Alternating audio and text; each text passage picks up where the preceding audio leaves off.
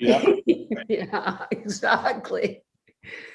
All right, does anybody have our words showing up at the bottom of the screen as we speak? No, that sounds like a really nice feature. It's actually, it works very well too, but how the heck do I turn it off? I've never It's seen. on mine as well. It's on mine. Is it on yours too, Joe? Yep. It's not on mine. Nothing I say is worth recording or writing down. It's a very selective piece of software. Yeah. Only records important things. Yeah, just to explain what's happening. For one of the applications, we have an individual that requires accommodation due to hearing loss impairment. So we've set up the transcription. Very good. Mm-hmm. It's quite impressive as far as I can see. Closed captioning. So where are you seeing it? On like some large screen or on your own screen? No, it's on the bottom of my full screen. Oh, Really accurate.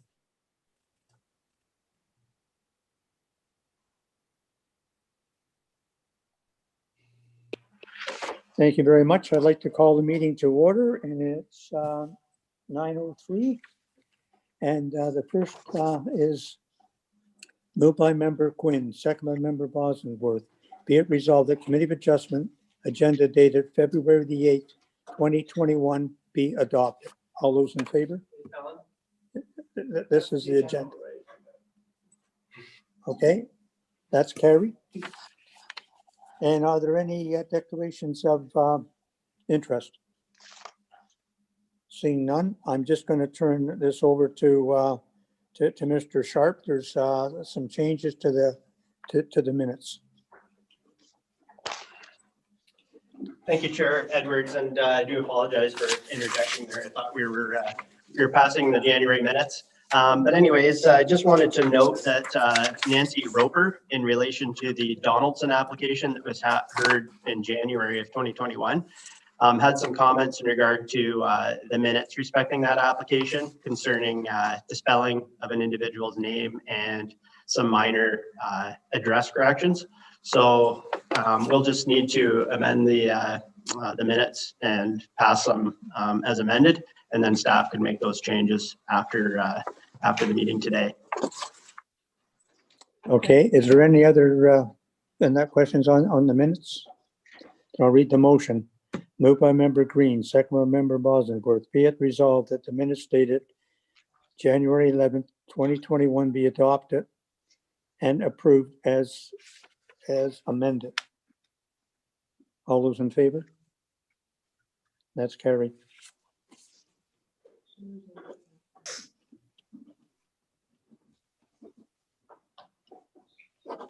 And Bryce, you can change that afterwards. Okay, and Andrea, would you like to list everything? Thank you. Sure. Good morning and welcome, everyone. I'll just go through the hearing procedures. It is required that I make a few statements, then I'll explain the procedures of the hearing. The electronic hearing is being held in accordance with Section 238 of the Municipal Planning Act 2001 due to the COVID-19 pandemic. The members of the Committee of Adjustment present are Chair Alan Edwards, members Joe Quinn, Lisa Groga Green, Rob Bosworth, and Sharon Creaser, and I can confirm we have a quorum. The members of Township staff present are David Pink, Director of Development Services and Environmental Sustainability, Bryce Sharp, Manager Planning, Caitlin Walker, Planner 1, Sam Soya, Planner 2, Jane Sieber, Planning Technician, Lauren Cochran, and myself, Andrea Glazier, the Secretary Treasurer. Public input on this February 8th, 2021 agenda was invited at the following email address, planning@muskokalakes.ca. It should be noted the motions have been pre-populated with the random movers and seconders to expedite the meeting. When it is time to vote, members shall physically raise their hand until the chair has confirmed the vote. If the vote is unclear, a verbal vote shall be recorded. This is not considered a recorded vote. Now we'll explain the hearing process. The planner will provide an explanation of purpose of the application, the date notice was circulated, and will present any submissions received. The planner will also provide the planning staff's comments. Committee will then hear from the applicant or the applicant's agent if they wish to add any information or to substantiate their proposal. Please provide your name, mailing address, and postal code for our records. Committee will hear from those in support of the application and those in opposition to the application. Again, please provide your name and mailing address. Committee will then hear the applicant or the applicant's agent respond to any questions. Committee will then have the opportunity to ask questions of the applicant or staff. Committee will debate the application and make a decision based on the information presented at the hearing. It must be noted the chair has a vote on each application and can participate in the discussion. There is a 20-day appeal period from the date of the decision. In the case of a minor variance application, a building permit is not available until after the appeal period and no appeals are received. When you're present at the hearing, please provide us your name and mailing address. Any presentation is limited to 5 minutes unless otherwise permitted by the committee. Please note the resolutions are automatically written in the positive to assist in completing decisions, as opposed to writing out each resolution. This does not in any way mean an application is going to be approved. And one last thing, please take down the pink sign that was posted advertising this meeting. Thank you. Thank you very much.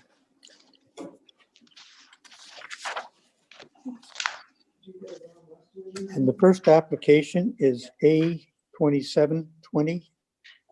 Mr. Sawyer. Thank you, Mr. Chair, and happy snowy morning to everybody. Today's first application to be heard is consent application B 2720 ML in the name of Hoctor-Duncan. The subject property is known municipally as 352 Lake Joseph. I'd like to direct committee's attention to the submitted consent sketch on page 30 of the agenda package. The purpose and effect of the application is summarized as follows. The applicants propose to grant a right-of-way over a laneway located on their property. This right-of-way is in favor of the abutting property located to the west in the ownership of Jeffrey Hunter Hogarth. This is a right-of-way over an existing laneway and no changes on the property are proposed at this time. Notice of the public hearing under the Planning Act was circulated 18 days in advance and 4 submissions have been received. The first submission is from the District of Muskoka's Community and Planning Services Department. The district has not indicated any concerns and has requested to be notified of committee's decision, and that is signed by Cassidy Fior, district planner. The second submission is by Nick Snyder, the township's chief building official. Mr. Snyder does not have any Ontario Building Code concerns. The third submission is by the township's public works department. The department has also indicated that they do not have any concerns. The last submission is by the township's clerk's department, advising that the owner of the benefiting lot is required to enter into agreements to satisfy the township's requirements with regard to the crossing of 2 unopened original road allowances. On the consent sketch, both of these road allowances are shown. One is located to the north of the subject lands, and the second is located between the applicant's property and the benefiting property. You will see that 2 recommended conditions of consent related to the crossing of these road allowances have been included. And these were crafted in consultation with the clerk's department to ensure that the appropriate agreements will be entered into and that all of the township's requirements will be satisfied. I've prepared a detailed planning report for committee's consideration. If committee is considering approval of the application, staff have recommended that it be approved subject to standard conditions of consent for a right-of-way, in addition to the 2 conditions requiring the agreements for the crossing of the 2 road allowances. I have no further comments at this time, and I'd be happy to answer any questions from committee. Thank you. Thank you very much, Mr. Sawyer. And that is the applicant or applicant's agent here wishing to speak on this. Okay, you bring them in, please. Arnold Weston. Yes.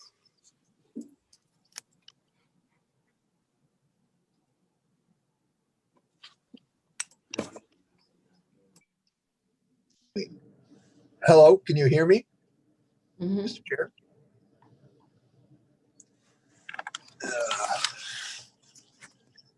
Okay, 1 second here. Share screen.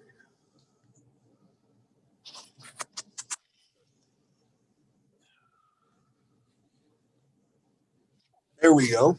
Can everybody hear me Yes, or see me? Hi, my name is Ron West and I'm counsel, as appearing as agent for the applicant through an arrangement with the adjoining landowner who is my client. Do you need, at the beginning, I'm sorry, Ms. Glazer mentioned you needed some details, addresses and so forth. Do you want that now? Yep. Okay, it's Ron Weston. My email address is rweston, W-E-S-T-O-N. Like so I tell people like Hillary, but no relation. At FDH Frank Don Howard Lawyers.com. I practice in Burlington, Ontario. And I believe Miss Glazer would probably have my mailing address from our correspondence. Could we have it for the records, please? Okay, Suite 200, 3600 Billings Court, Burlington, Ontario. L7N3N6 is the postal code. Thank you. Now, I've heard the report of the planner, and that sounds positive from my principal's perspective. The only thing I do like to raise is, if possible, reducing the number of conditions on the consent. I noticed on the recommendations, there was one recommendation that condition be that the township is satisfied with the on-site sewer disposal on the retained lot, which would be the Hoctor-Duncan property. I'm just curious if in the process of them obtaining their right of way, which predated this by approximately a year, in dealing with municipality and certainly the agreement to pass the road allowance between the two townships, whether that issue was not already addressed.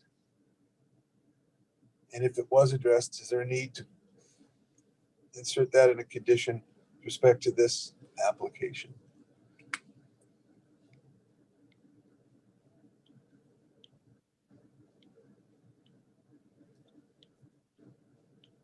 Okay, thank you very much. Alan, I think he had a question. Yes, okay, do you Yes. want to take it? Right. I'll let Mr. Sharp answer that. Through you, Chair Edwards. Through you, Chair Edwards, thank you. Just to answer your question, the condition that has been recommended by staff is just a standard condition that's recommended and typically imposed for most consent applications, even if they're just dealing with a right-of-way. I'm not familiar with the specifics of what exactly the road use agreement that was previously entered into between your client and the township, or what may have been required by Seagoon Township as part of granting a right-of-way. But in this case, it would be staff's recommendation to retain that condition. Again, I said it's a standard thing, and it'll just require the township's one of the township's building inspectors to do a quick inspection, just to make sure that the existing system is up to Ontario Building Code standards. Thank you. Thank you.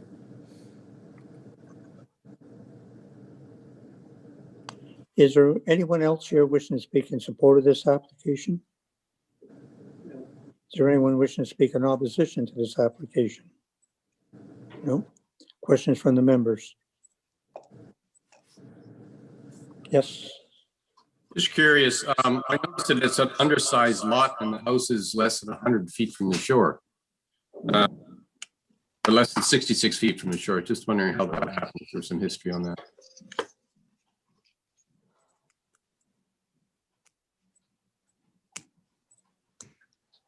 I believe this is just a right-of-way.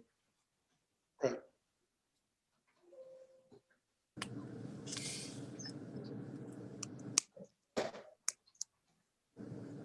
Yeah, if we don't know the answer, it's okay. Sorry, through you, Mr. Chair, I could answer. This lot actually, the right of way is greater than 600 feet from the shoreline. I believe, sorry, maybe I didn't understand your question correctly. You were thinking it was a lot closer? No, it really doesn't relate to the proposed right of. I'll get the answer later.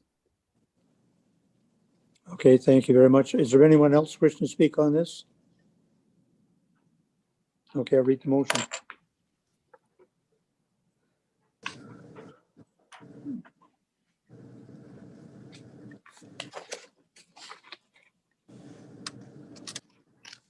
Moved by member Creaser, second by member Green. Be it resolved that consent be granted for application B 2720 ML Hoctor-Duncan, provided the following conditions are fulfilled. 1, a registrable description deed of the severed lot right of way be submitted to the Secretary Treasurer along with a registered copy of the reference plan. 2, confirmation that the township is satisfied that the retained lot is satisfactory for on-site sewage disposal, that any problems identified with any existing sewage system be corrected to the satisfaction of the township. 3, that a shared concession road use agreement between the Township of Seguin, the Township of Muskoka Lakes, and the owners, and the benefiting lot be entered into to satisfy all the requirements of the Township of Muskoka Lakes to address the proposed access across an unopened road allowance between former Township of Humphrey, Seguin Township, and Medora, Township of Muskoka Lakes. And 4, that a licensing agreement be entered into of a driveway, that license agreement for the encroachment of a driveway between the Township of Muskoka Lakes and the owners of the benefiting lot be entered into to satisfy all the requirements of the Township of Muskoka Lakes to address the proposed access across an unopened road allowance between lot 15 and 16, concession 14, Medora. Any questions or comments? All those in favor? All those in favor? That's carried. Thank you very much. And then we need, and that impact, please. Very minor in nature. And it's Recognizes an existing road.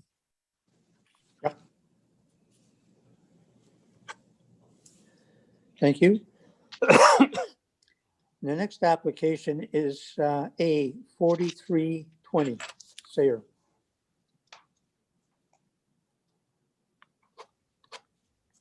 Thank you, Chair Edwards. The next application to be heard is minor variance application A-43-20 in the name of Sarah. The subject property is known municipally as 1055 Montgomery Drive. The application was deferred at the November 9th Committee of Adjustment meeting. The revised application can be found on page 44 of the agenda package. The purpose and effect of the application is summarized as follows. The applicants now propose to construct a boat port with a peaked roof and wish to recognize an existing as-built boat lift. The applicants continue to propose to recognize the subject property as a building lot and recognize an existing as-built dock. The minimum frontage required for an existing lot of record to be considered a building lot is 100 feet. The subject property has 93 feet of lot frontage. The variance requested is 7 feet. The proposed boat port will result in a lot coverage of 11% or 2,170 square feet within 200 feet of the high water mark. The maximum permitted lot coverage within 200 feet is 10%, and the variance requested is 1% or 192 square feet. The proposed boat port is to be 24 feet from the easterly side lot line. The minimum side yard setback is required is 30 feet. The requested variance is 6 feet. The existing as-built boat lift is 12 feet from the easterly side lot line. The minimum side yard setback is 30 feet. The variance requested is 18 feet. The existing as-built dock is 27 feet from the westerly side lot line and 13 feet from the easterly side lot line. The minimum setback requirement is 30 feet.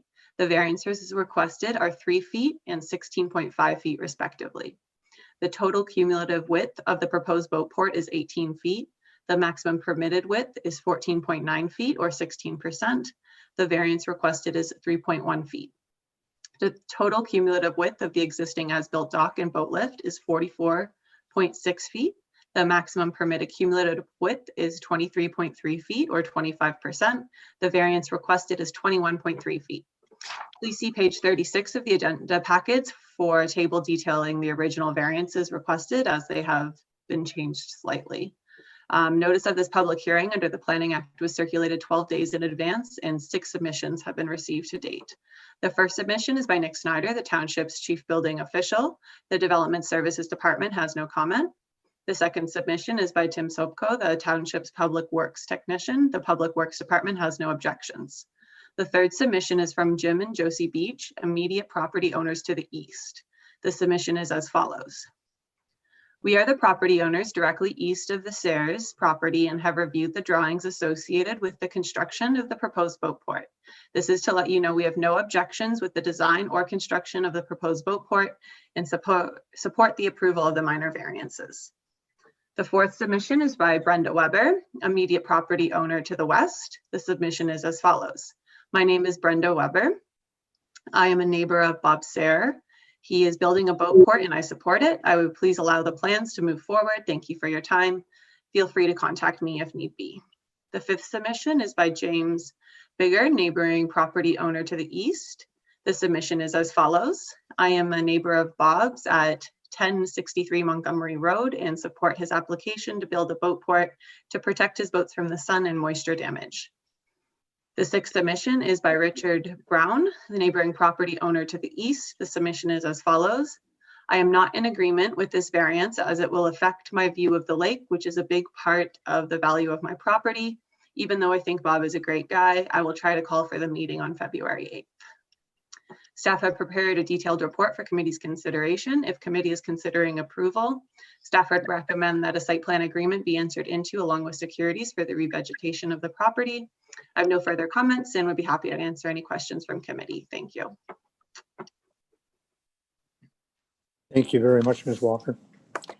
Is the applicant or applicant's agent here wishing to speak on this? I believe it's the applicant. The applicant's here. Okay.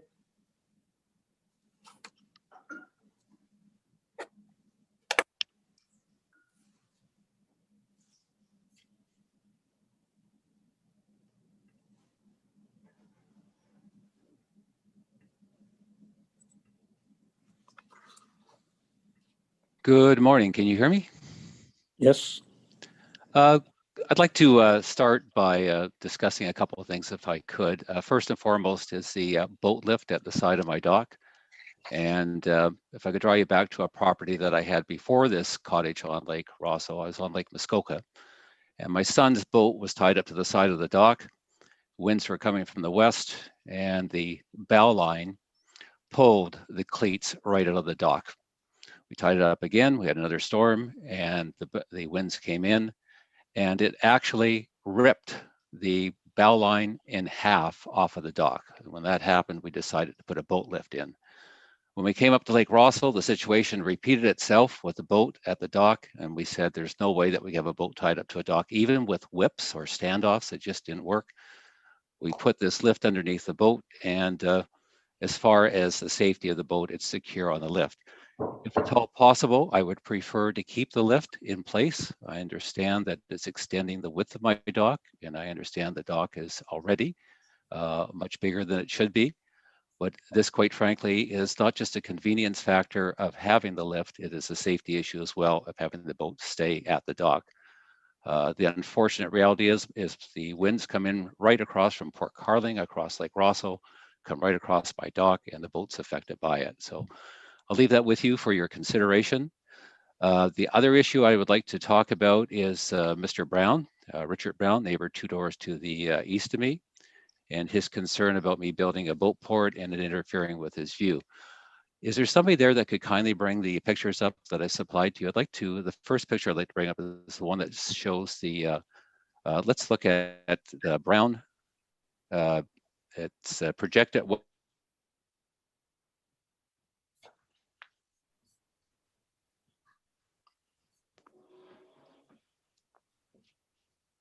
Do I see that at my end, by the way, or? Yes, I think I'm going to. Sorry, I can hear you now. Oops, I don't hear you. Okay. I'm not seeing the picture at my end. Are you seeing it at your end? Yes, we Oh, are. there we go. No, that's the picture of the boat port I'm playing. Just while we're on this, do I get to select these pictures from my end, or do you select it from your end? Sorry, I missed that. Okay, we can share them from our end here. Okay, so just while we're on this first picture, okay, that's fine. This is Mr. Brown's dock, and as you can see, his dock is on a bit of an angle to the frontage of the property. And beside me are the beaches. Beaches have approved with a letter to you folks stating that they're okay with me building the boat port. And beside me, the Webbers, and they're okay with me building the boat port. I did a projected line from Mr. Brown's place through to where my proposed boat port is. And Mr. Brown's correct. You can see I will be clipping about 20% of his view. This is his westerly view, and it's just the westerly view that I'm clipping. And the rest of the view is wide open. And if we could kindly go down to, I just want to show you, if we could go down to, I guess it'd be about slide number, oh, there we go, slide number, can you go down a little bit more, please? Slide number, or is that the end of the slides? There we go. Let's look at slide number, oh, there it is. We're missing one. Slide number 6, please. That looks like the northern view. If you could click on that. That is our, whoops, that is our, there we are. That's the northern view that Mr. Brown and myself have. It's wide open, unobstructed by my boat port, my proposed boat port. And if you could go to slide number 7, please, picture number 7. And this is our easterly view from both my cottage dock and from, it'd be a similar view from Mr. Brown's dock. And you can see that there's no interference whatsoever with me building a boat port there.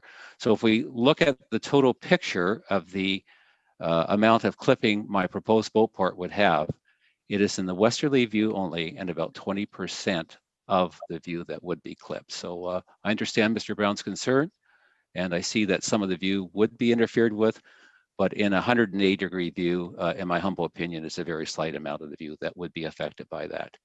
If we could kindly go back up to slide number 1, just while we're on this issue of, there we go. This is the boat port I'm proposing to build with some minor modifications. When I originally put through my application for a boat port, it was for a flat top boat port roof with a sun deck on top. That was not, nobody agreed to doing that with the committee. This is what I've come back with, is a low profile roof. And I'm making a couple of changes to this in Mr. Brown's favor. One is I am not painting this white. I know that he had an objection to the first place that I was building. The handrails were going to be white, and I'm going to leave this a natural color. And the second thing I'm going to do to make this more open looking is, if you look at the number of vertical posts on the side of the boat port, there are 5 vertical posts on each side. I'm going to be reducing that to 4. And from a structural engineering point of view, it's no problem going to 4 posts, and I think that'll make it look more open and airy, so that as Mr. Brown's looking to the west, and if he sees part of my boat port, it'll be more open, and he can basically see through it a lot easier. That's basically it. Leave it for your consideration as to how you want to handle it, both view-wise and with the lift at the eastern side of our dock, where my son's boat is on. And thank you very kindly for your time. Greatly appreciate it. Pardon? Oh, I need your mailing address, sir. Oh, I'm very sorry. It's 61 Belvedere, Belvedere, Belvedere Boulevard. And that's in Etobicoke, postal code M8X1K5.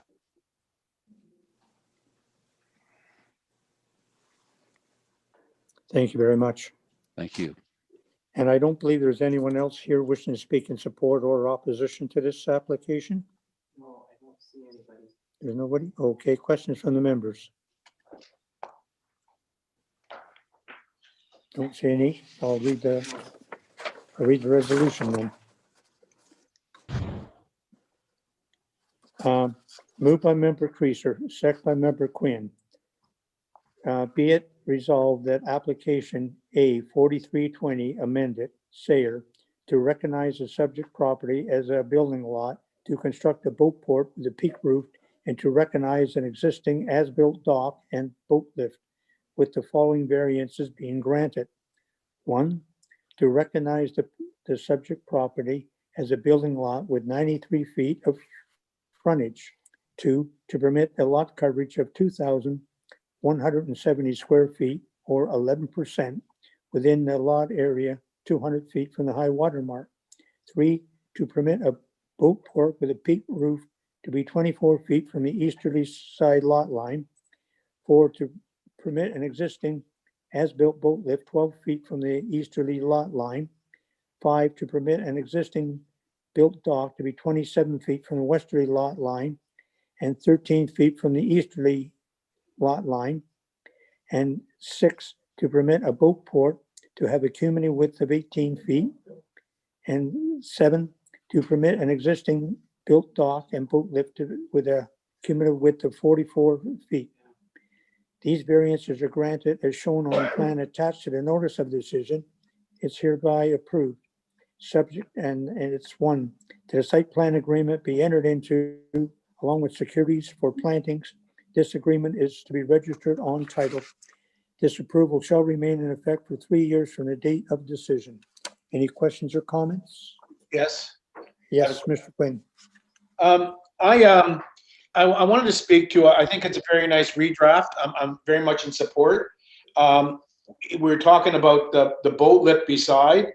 I don't see a large difference between a boat tied up to the dock and one sitting on a lift as this. My concerns are when sometimes they put a canopy or a roof structure over them. So I'd like to see the boat lift stay, but a restriction that it can't be a portable cover over it at any time. Mhm. We Can I have, comment on that? yep, Absolutely, Mr. Quinn. There will never, ever be a cover over top of that boat lift at the side of the dock. It would be, I think just from an appearance point of view, it would look horrible and it just doesn't serve any purpose. This is my son's boat.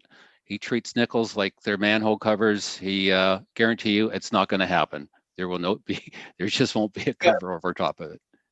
thank you for that. I just think it's important because we're starting to see more of that, whether it's at your place or somewhere else.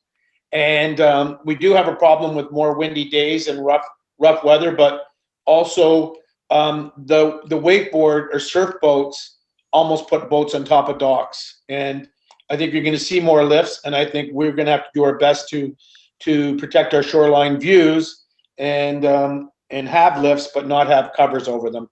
So I would like it just to have a restriction or something written in about that. Okay. Anyone else? Mr. Sharp, yeah. You might need to unmute a little bit, I think. I'm not sure. Who's that? Thank you, Chair Edwards. I just wanted to add to that sorry, I'm getting an echo. Oh, okay, I'll shut mine off. Thank you, Chair Edwards. I just wanted to speak to Mr. Quinn's comment in regard to the boat lift canopy. That would actually count towards lot coverage. So given that a minor variance application has been submitted or a variance been requested for lot coverage, a boat canopy wouldn't be permitted on that boat lift because it would function as a roof. Okay, thank you. Okay, is everyone satisfied? Mhm. All those in favor? Oh, sorry, and Member Green. No, sorry, I'm in favor. I think I said, and it came on. I'm in favor. Okay. Okay, all those in favor?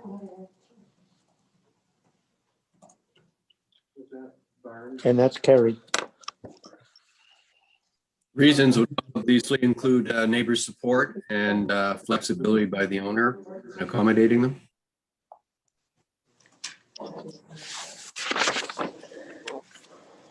Thank you very much. Next application is A 5120.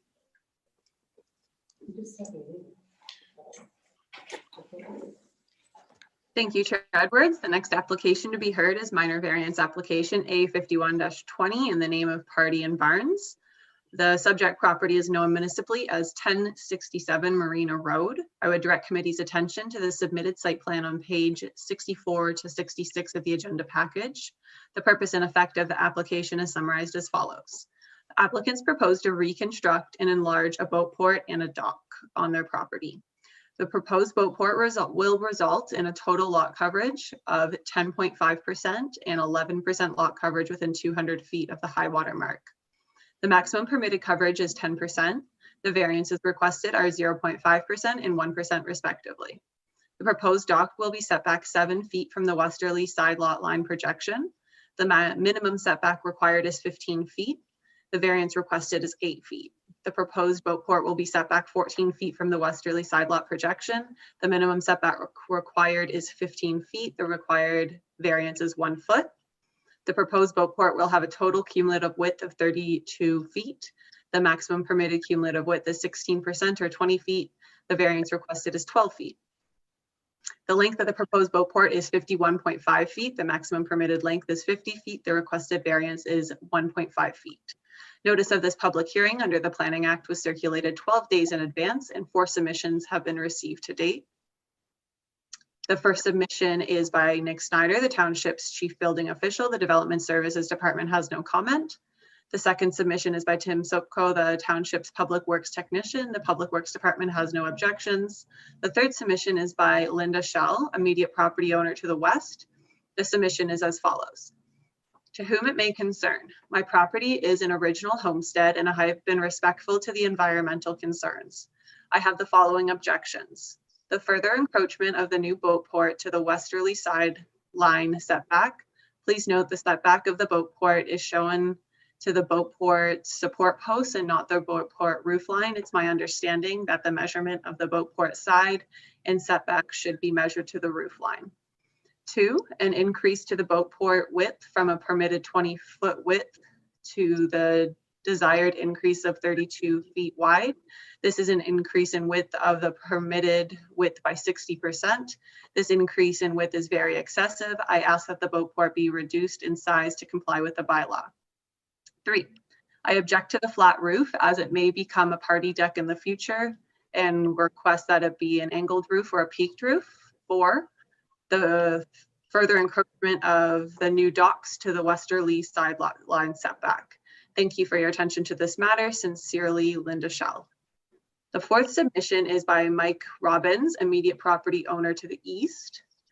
To whom it may concern, this letter is to inform you that I have reviewed the proposed application that our neighbors Arthur, Sean Pardy, and Keltley Barnes have submitted. I fully support their proposed application for the minor variances. I have no concerns that their proposed plans will interfere with my boathouse or docks. Please do not hesitate to contact me if you would like to discuss this further. Sincerely, Mike Robbins. Staff have prepared a detailed report for committee's consideration. If committee is considering approval, staff would recommend one of the following options. A, that an application be adjourned pending the completion of a satisfactory scoped environmental impact study by a qualified professional to evaluate potential impacts to fish habitat, or option B would be to approve the subject, approve the application subject to the following conditions: that a satisfactory scoped environmental impact study be prepared by a qualified consultant and to evaluate the impacts to fish habitat, and that it be implemented to the satisfaction of the township, and that a site plan agreement be entered into along with securities to implement the recommendations of the scoped environmental impact assessment and to require retention of vegetation and plantings. This agreement is to be registered on title. Staff have no further comments, and I'm happy to answer any questions by committee. Thank you. Thank you very much, Ms. Walker. And the applicant, or applicant's agent here wishing to speak on this. The applicant? Owner. The owner, okay.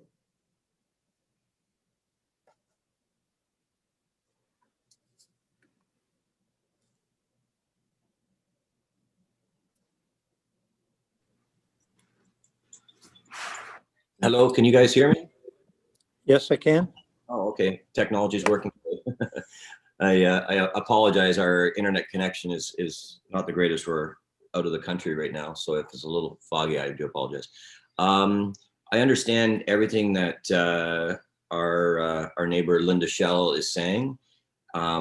If you look at the site plan, it's due to the angled lot line is causing our problem because of the green space that she owns. It angles right across the front of the proposed boat port. The original dock is going to be reconstructed and rebuilt. It's been there, I don't know, several years, so it's in dire straits at this point. It won't be enlarged. It's actually going to be made slightly narrower. I think it's originally 8 feet. It's now going to be 7 feet. We did all this to conform within the 25% lot coverage, but because of the way everything had to be calculated, it really sounds like this boat port is a lot bigger than it is. The boat port is only 19 feet, I believe. I don't have it in front of me. I do apologize. 19 feet by 26 feet. It makes it sound like it's 32 feet by 51 feet because of the angled lot line. That's not the true reality of it. It's not interfering with anybody's sight lines whatsoever. The overhang from the posts is within the legal permitted overhang. If you look at the picture of our house, we've designed our house to be very low profile, the new modern style flat roof, so that all trees and everything, we're very much about green space. All of our landscaping has been done through natural Muskoka granite. Our retaining wall that we had to build because of how low and wet the property is, it's all been planted. You can't see it there, it's the winter, unfortunately.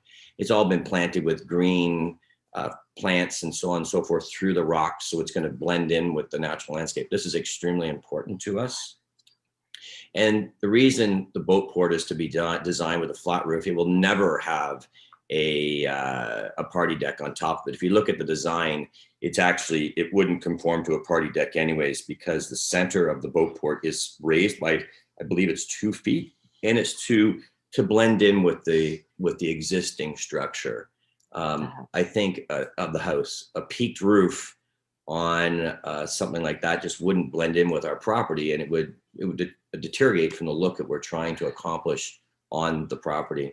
We have enough places to sit and enjoy the sun. The top of a boat port it's definitely not one of them at all. And yeah, as far as the fish habitat goes, we've talked to Bryce an awful lot about this, and couldn't agree more that we should do an environmental study. I have no problems with that whatsoever, because, as I say, it's very important to us.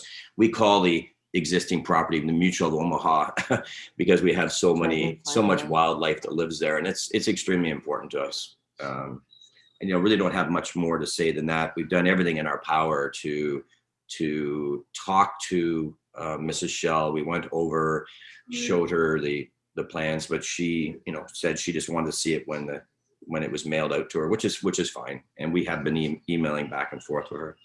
So I say I don't have much more to say to that. I'll ask my wife, do you have anything to say? No, but I do appreciate everything that all the work everyone has done.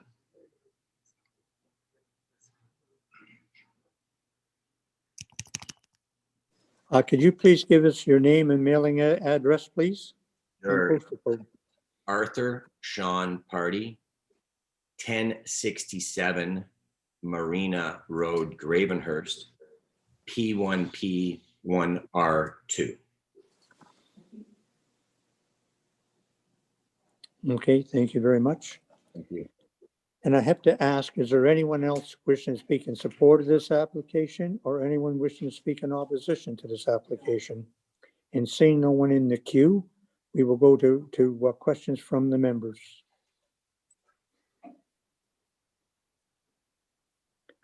Yes, Mr. Bonsenmuth.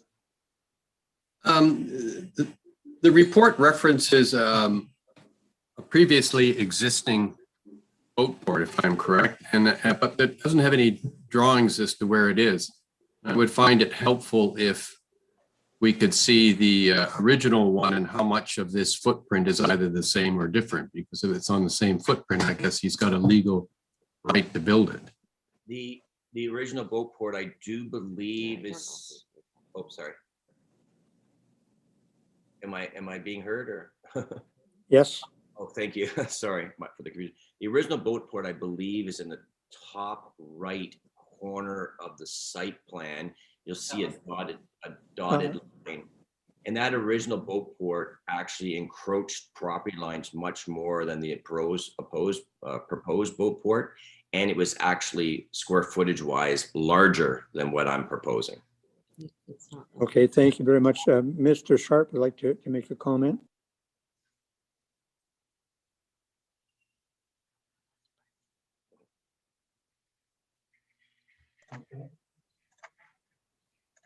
There it is. Thank you, Chair Edwards. I just wanted to clarify, there is a partial or expanded view of the existing structures on page 64 of the agenda package, and it does indicate the former boat port. It's indicated as a dash line right at the end of the dock, and it was demolished under a building permit fairly recently, I believe. Thank you.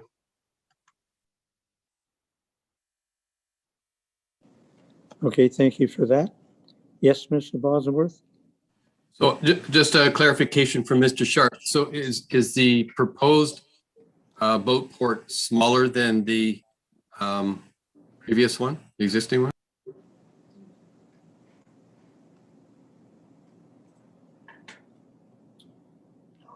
Yep. Can someone answer that? Again? Then I can't hear it though. Thank you, Chair Edwards. Yes, the proposed boat port is larger than the previously existing boat port. The previously existing boat port was quite small, and it was just over essentially the one finger of the existing dock. I believe the proposed boat port measured from the exterior posts is about 427 square feet, I believe. Actually, Okay, does that answer your question? it actually, the previous boat port is Does that answer your question? Yeah, I have a second question, but that answered that question. Any other questions? Yes, Mr. Quinn.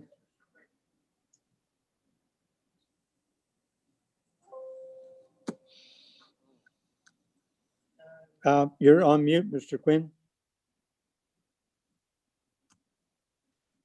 I'm sorry. He made reference to this roof appearing to be flat, but actually had a 2-foot slope from the middle. And we have no drawings that kind of show that.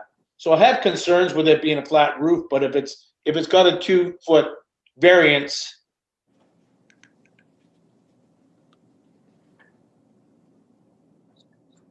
Okay, I think Mr. Sharp will answer that. Through you, Chair Edwards, thank you. I'd just like to point out to Member Quinn and the rest of committee that on page 65 of the agenda package, in the top right-hand corner of the site plan drawing is a small elevation drawing of the proposed boat port. It does indicate a flat top roof. However, as we indicated in our report, and as I can clarify, that roof would not be permitted to function as a sun deck, not only because of the specific side yard relief that would be granted if committee approves this request, but also I believe there would be requirements under the Ontario Building Code for a certain type of design and railings. So again, I can assure you that the rooftop in this case would not be permitted to function as a sun deck. Okay, thank you. Would you like to see that as a condition on title, Mr. Quinn? I'm fine. I now see whether it's 2 feet, and if it was 2 feet and flat, but if it's got an angle, then it can't be used for that. And Bryce has addressed my concern, so I'm fine. Okay. Thank you. Anyone else? Yes, Mr. Bosworth? Wondering how wide the boat slip is. I've had difficulty trying to figure that out. I know the dock is 19 feet wide. How wide is the boat slip? The boat slip is 19 feet wide. The actual opening is 19 feet wide. Pardon? Very hard to decipher because of the angled lot line that shoots across in front of the property. It was a very long process working with Bryce trying to get all these drawings drawn up. But the boat slip itself is actually 19 feet wide by 26 feet in depth.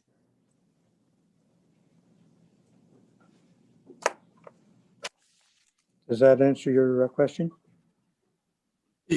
Yes, Chair, it does. That's a very large boat slip. Clearly, it's meant to handle 2 boats. It's not your standard single boat slip, so it's quite a large structure. There might be opportunities to reduce it a little bit and not have so many significant variances. It's that wide so it can handle 2 boats, absolutely.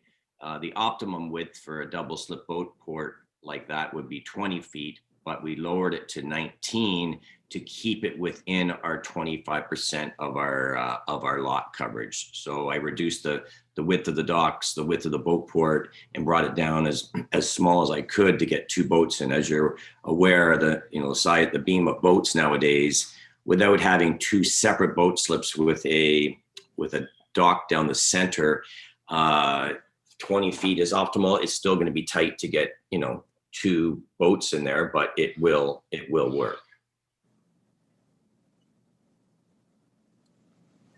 Any other questions? Yes, Mr. Bosworth? Yeah. The staff has suggested that we delay this until the environmental study is done. Is that what we want to do? I'm asking, and that, what do the other members feel? They should wait till the environmental study is done? I'm fine with B. Yes. I think we should wait for the environmental study. Usually they always find a way, no matter what the hurdle, to make something happen. But I still think it's worth it for us all to take a read of it so that we know what we're approving. Yes, Mr. Bosworth?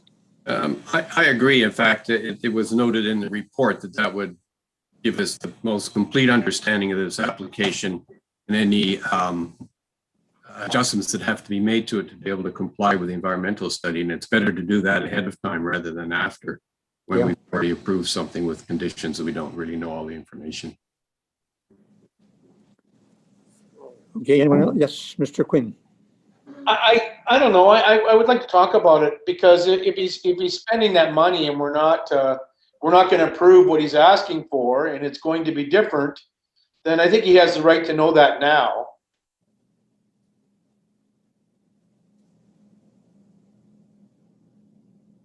Yes, Member Green. You're on mute. You're on mute. Thank you. Oh, you're muted again. You're still on mute. Okay, I apologize about that. I would think that the whole point of having an environmental study done is to assist people in determining what is minor and what isn't minor. So I just feel that for us to go ahead and say we approve this without seeing the details of something that's in type 1 fish habitat, that we're making a mistake. I think it's worth it to wait and to see what the environmental report says. Okay, yes, Member Creaser. The difference between choice A and choice B, I'd be curious as what the applicant wants, because no matter what, you get an environmental impact. If you go with B, he has to agree to a site plan agreement. B allows staff to look at the environmental, whereas A allows us to see the environmental. So I don't see a lot of difference between the two. I'm interested in what the applicant wants on this. No matter what, he's getting an environmental impact study.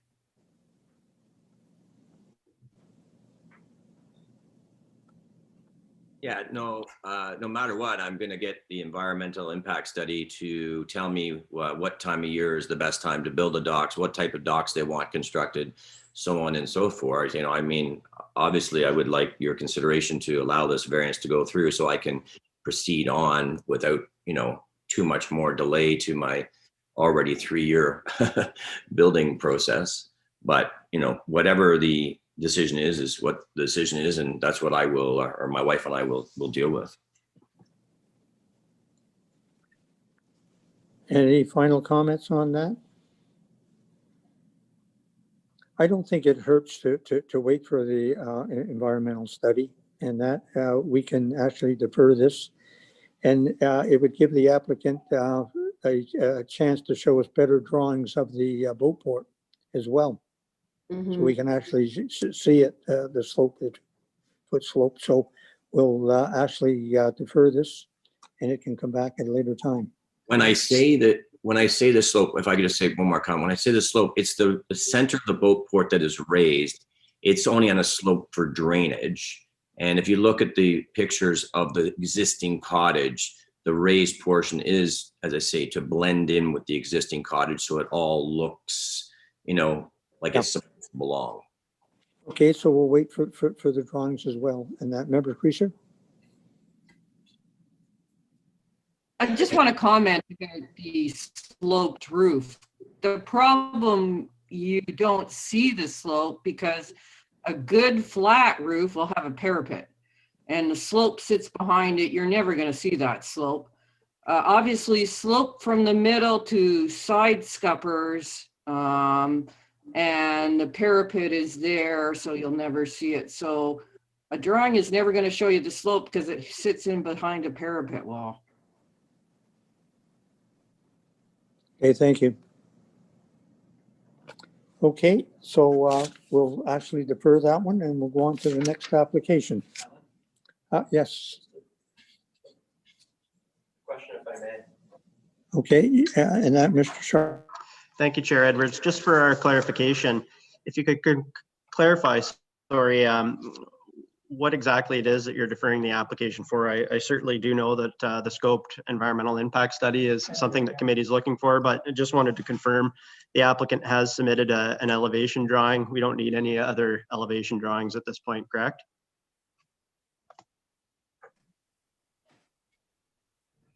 Very sketchy. I'm fine with what I saw. And I'm happy with what I saw. Everyone else fine with that?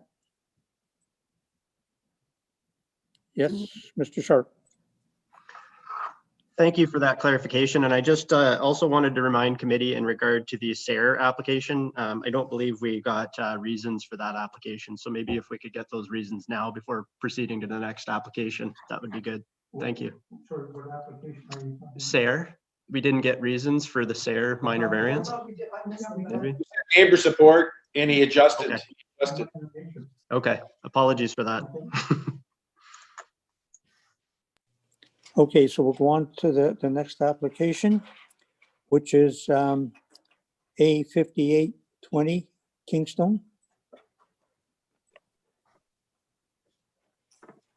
Thank you, Chair Edwards. The next application to be heard is minor variance application A5820 in the name of Kingstone. The subject property is known municipally as 1114 Halls Road, Unit 2. I would direct committee's attention to the submitted site plan on page 83 of the agenda package. The purpose and effect of the application is summarized as follows. The subject property contains a dwelling attached to a sleeping cabin via a breezeway, among other buildings and structures, including a second smaller sleeping cabin. The applicants propose to change the use of the largest sleeping cabin to a dwelling and construct an addition onto the resultant dwelling. The resulting dwelling will be set back 23 feet from the high water mark. The variance requested is 43 feet. The existing dwelling is to be removed. Notice under the Planning Act was circulated 12 days in advance, and 2 submissions have been received to date. The first submission is by Nick Snyder, the Township's chief building official. The Development Services Department has no comment. The second submission is by Tim Sopko, the Township's public works technician. The Public Works Department has no objections. Staff have prepared a detailed report for committee's consideration. If committee is considering approval, staff would recommend that a site plan agreement be entered into along with securities for the retention of existing vegetation and new plantings in the front yard area. This agreement is to be registered on title. Staff have no further comments, and I'm happy to answer any questions from committee. Thank you. Thank you very much, Ms. Walker. And I believe we have the applicant and the applicant's agent here. Yeah, which one would you like first? Doesn't matter, just bring them on as you like. Okay, I'll bring in the agent. Okay.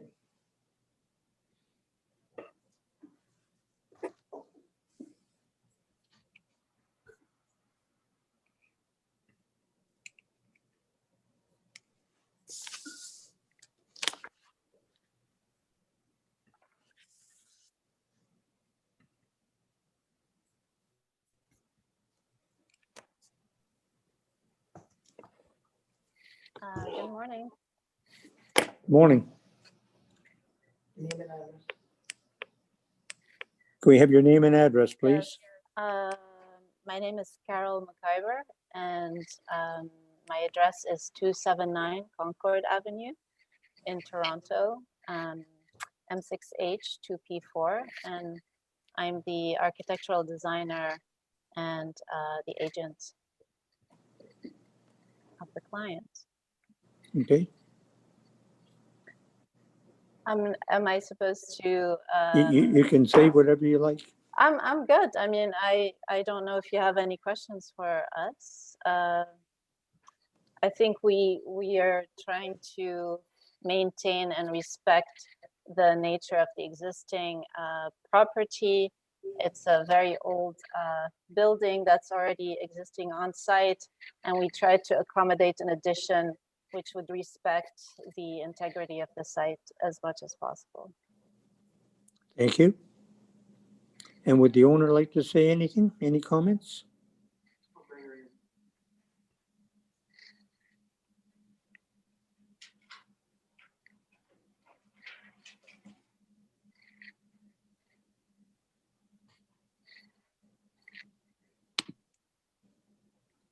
Hello, can you hear me? Yes. Okay. Yeah, I don't think I have anything to say either. It's an old property, and we are exactly trying to maintain the integrity of the existing building and make it more sustainable and more livable than it currently is, with a very small footprint. Okay, thank you very much. Thank you. And I have to ask, is there anyone else here wishing to speak in support or opposition? Seeing there's no one in the queue, are there questions from the members? No questions.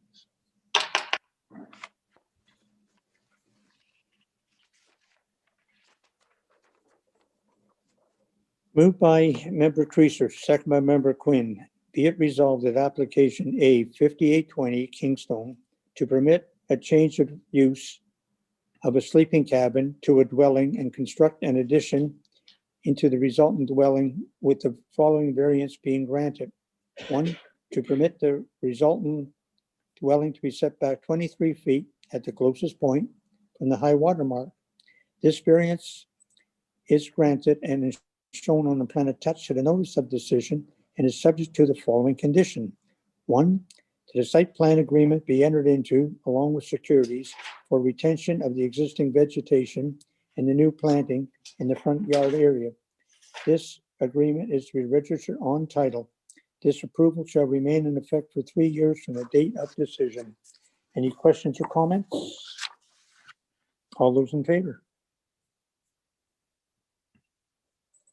And that is carried. And the reasons.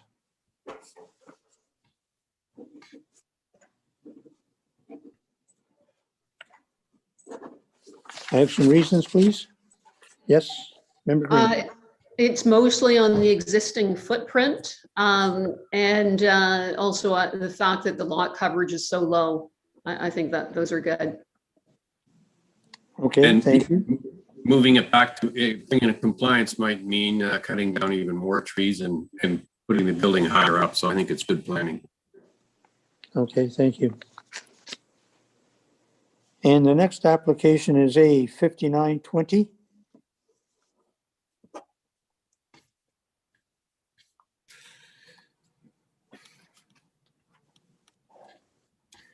Thank you, Chair Edwards. The next application is minor variance application A5920 in the name of Cohen. The subject property is known municipally as 1030 Broadley Road, Unit 2. I would direct committee's attention to the submitted site plan and drawing beginning on page 106 of the agenda package. The purpose and effect of the application is summarized as follows. The requested variances will bring a non-complying dock into compliance with the township's comprehensive zoning bylaw and facilitate the development of a proposed 145 square foot addition to the dock by filling in the existing boat slip.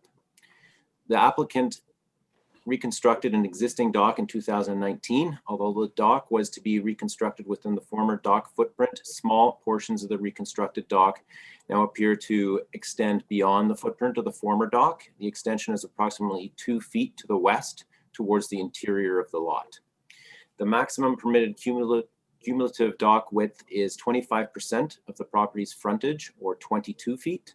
However, the existing dock width is 28%, or 24.5 feet, which is 3%, or 2.5 feet over the permitted maximum. Also, the minimum permitted side yard setback for a dock is 15 feet.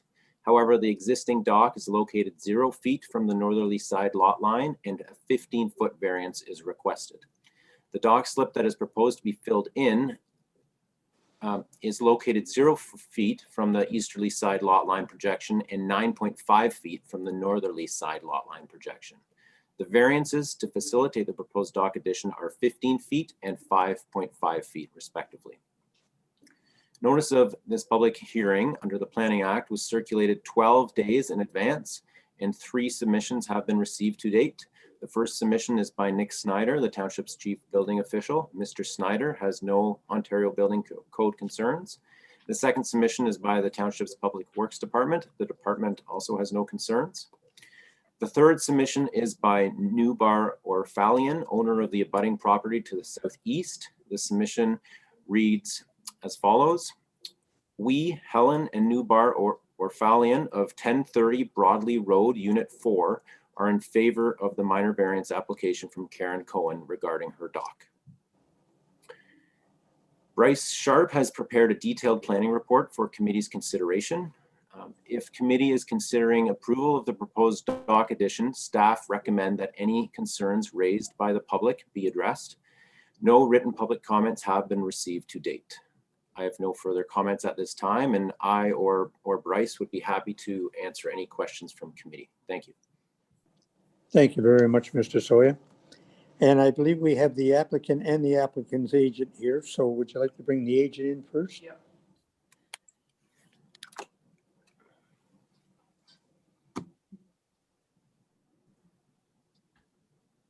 Good morning. My name is Savas Varadas from Plan Muskoka. I'm here this morning as agent to the applicants, the Cohens.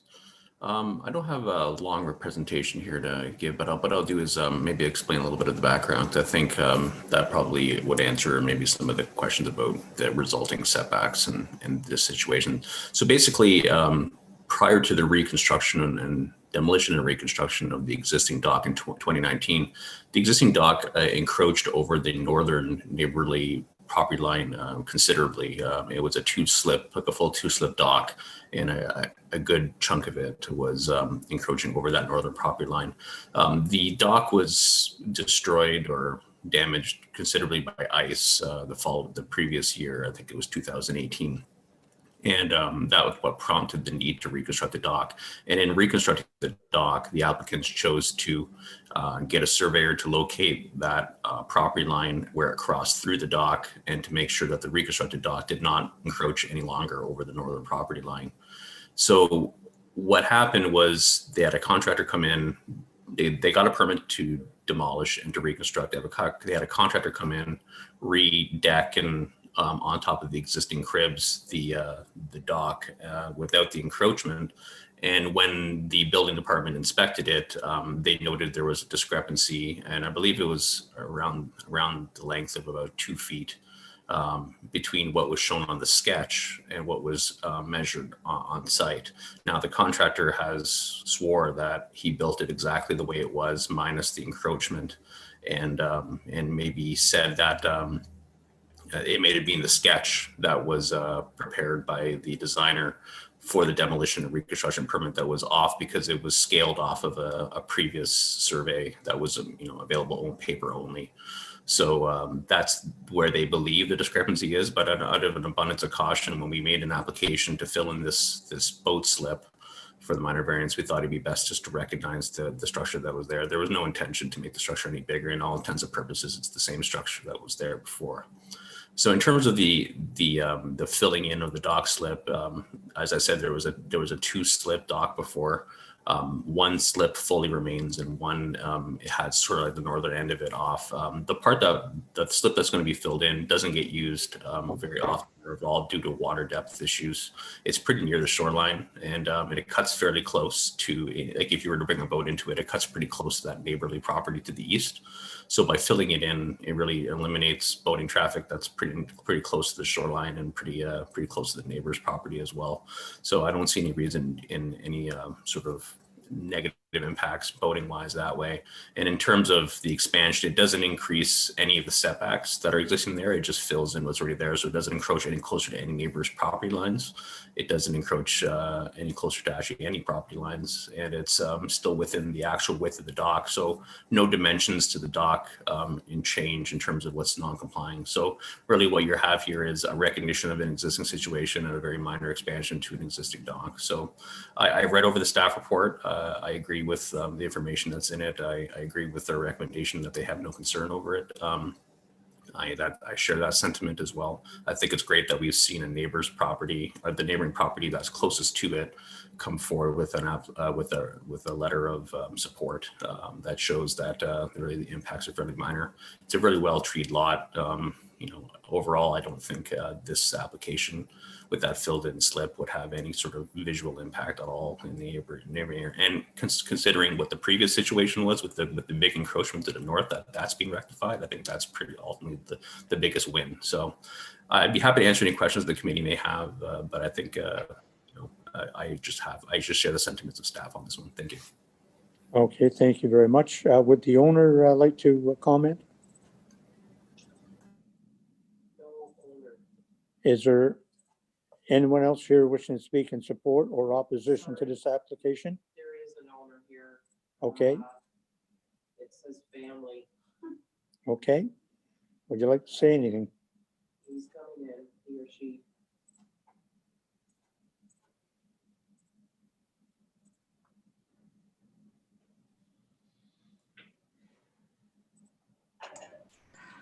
Hi, can you hear me? Yes, we can. Okay, my name's Karen Cohn. My address is 65 Spring Garden Avenue, apartment 1506, Toronto, Ontario, M2N 6H9. I just ditto what Savas said. I don't know. We believe there must have been some kind of mistake somewhere along the process, because the dock was built on the existing cribs that were there. And that's all I have to say. Okay, thank you very much. You're welcome. And I have to ask, is there anyone else who wishes to speak in support or opposition to this application? Wayne Judges. Okay. Oh, Judges.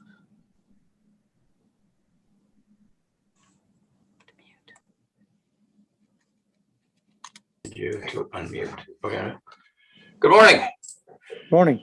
My name is Wayne Judges. My address is box 347, Gravenhurst, Ontario, P1P1T7. And I'm speaking on, Susan has asked me to address the hearing. Susan's address is 1030 Broadley Road, which is RR2 Gravenhurst, P1P1R2. Unit 6. Unit 6. Thank you for taking the time to hear Susan's concerns. Some of you may know I've been building in Muskoka for over 45 years, but must admit I find this application somewhat confusing and frankly worrisome. The Cohens have a history of doing dock work over the years in the off-season without the necessary permits. So there's understandably some doubt as to their intentions from Susan's perspective. The first request of recognizing the as-built dock that was built beyond the footprint, I'm just curious why you would just not make them go with the original footprint. As for the 0 feet setback, that dock was over Susan's lot line for a number of years. And of course, until they got caught by the township trying to rebuild what was illegally there, that's when it all sort of came to a head. There are still 2 cribs in the water in front of Mrs. Judge's property that have yet to be removed. We'd like them out of there because they're a bit of a navigation hazard, and B, it was part of the original illegal dock. It appears from the extension towards the easterly neighbors that there could be a lot line issue there, but it's hard to tell with this sketch. It doesn't really affect Susan, so it's not a huge concern. As for filling in the slip, the Cohens already have a generous area of sitting at the water, but filling in the slip raises concerns on Susan's part as to where Mr. Cohen will now park boats without being in front of Mrs. Judge's property or the neighbors to the east. And of course, the final request for the other 2.5 feet, it's not a huge amount, you're right, but I just feel that we need to start being a little more consistent with our rules. We've had situations that I've been involved with where we've had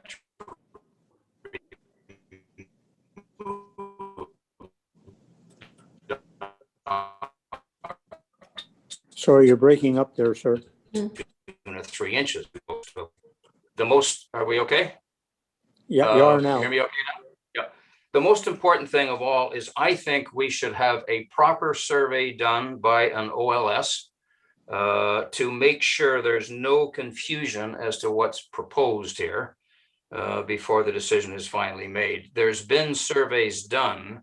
We had a survey done at our own expense, and that was kind of what brought things to a head when they were originally caught trying to rebuild what was over the lot line. That's about all. Thank you for your consideration. If you have any questions for us, please free to ask. Okay, thank you. And I see the agent would like to say something. Sure, just through you, Mr. Chair, just sort of to address some of those concerns. First of all, there was no catching of them building something illegally in this situation. When they came to me originally, with the images of the proposed the dock that's being destroyed by ice and saying that they want to reconstruct it, there was thought given to whether or not it was possible to reconstruct the dock as is, or if some alteration had to be made. It was at that point that when we brought up the survey information that showed that the dock was encroaching over the neighborly property line to the north. So I made the recommendation that if you're looking strictly to reconstruct this dock, you could do so only on the basis that you would be reconstructing what's on your property and not what's on the neighboring property as well. So they had the sketch that was submitted for the demolition permit, and then the reconstruction showed that the portion that was over the property line would not be reconstructed, and it was not reconstructed. So, and there was a permit granted for that. So there was no illegal build occurring that they got caught on that had to result in them scaling back their dock. That's just simply the way that it was proposed to be built. Now, in terms of the discrepancy we're talking about here today, the discrepancy is to the west. And like what I said, based on what the contractor has told me and based on what the staff has and me have gone over, it appears that there may have just been a discrepancy in what was actually there on the sketch that was prepared by the designer And as a result of that minor indiscrepancy, and there may not be any indiscrepancy, but we don't know for sure because the building department's saying there might be. And we said, okay, well, if we're going to be moving forward for a minor variance to fill in that slip, why don't we just address that situation and just seek approval for what is there today? Now, the contract, like I said, and how the owner has already said, it was just built over the existing cribs that were there. So they feel that it matches the situation and that the sketch was probably wrong. And given the indiscrepancy of, plus or minus 2 feet, I feel that there was no intention of making a dock substantially larger and getting caught doing so. It just simply was an error somewhere along the way. So in terms of where they're going to park their boat, you may see on the sketch that there is there's like a cutout of the remaining portion of the slip that remains to the sort of northern extent of the dock. That is where their boat has been parked and where they'll continue to be able to park their boat on their property, albeit it'll be right near the property line, but it'll be on their property. So that's where they appear to be able to park a boat on this docking situation.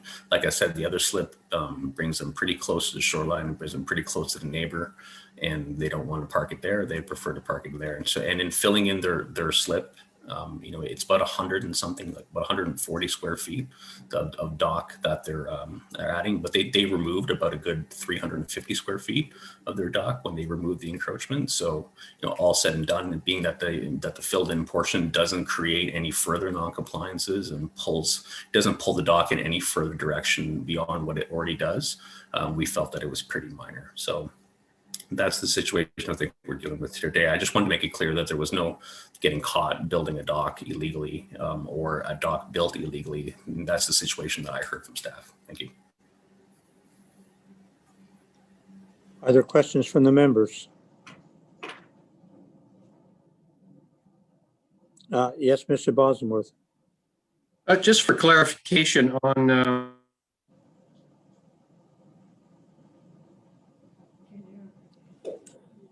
page 96, on page 96, if you look at the drawing, it looks like the easterly end of the docks are actually over the lot line. Am I understanding that correctly?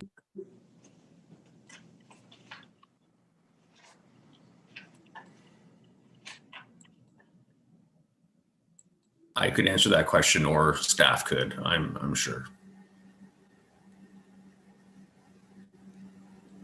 I should say projected lot line.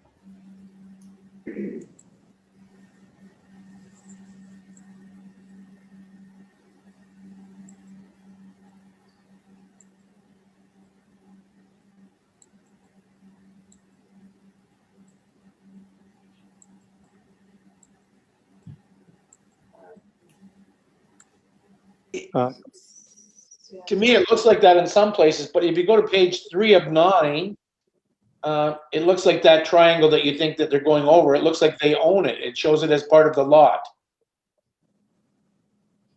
But that's on the water, I think, isn't it? Mm-hmm.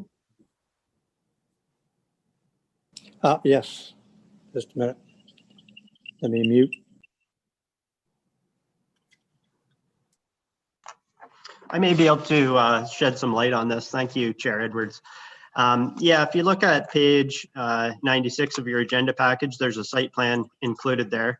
And the lot obviously does have some constraints because of its configuration. In this case, the dark bolded lines are the property boundaries. And as you can see, there's a line labeled present water's edge. So there are portions of the property that are underwater and flooded. So the proposed dock is completely within the confines of the boundaries of the property. What I would note is the easterly projection. Lot lines project over water, and they're essentially just a figment of the zoning bylaw, and they're used to measure setbacks. And in this case, part of the existing dock, that being the parts of the easterly fingers, do extend over that easterly lot line projection, and there will be a small portion of the addition or the portion to be filled in that will also extend over that easterly projection. Happy to assist in answering any further questions. Thank you. Thank you, Mr. Sharp. Does that answer your question? Yes, it does. Okay, thank you. Mr. Quinn, Was the new dock done with a permit? pardon? Was the new docks built with a permit? Yes, they were. Mr. Sharp, can you answer that? Through you, Chair Edwards, thank you. Yes, I can confirm that in 2019, a building permit was issued for the docks. However, that permit has not been final inspected. And I believe that there has been some current concerns raised among staff in the Township's Development Services Division. Just in regard to the location of the dock, as Mr. Baradas has noted, and as we've noted in our report, the applicant is attempting to recognize the existing dock in order to just alleviate any discrepancies going forward. If it's approved by committee, it will allow the applicant to get a final inspection, and there'll be no questions asked at that point. So that's really the intent. And then there's, like I said, the second component of the application is to do the addition or the filling in of that boat slip, and there's specific side yard relief that's required for that as well. Thank you. I'm going to let the owner speak on this to clarify that up.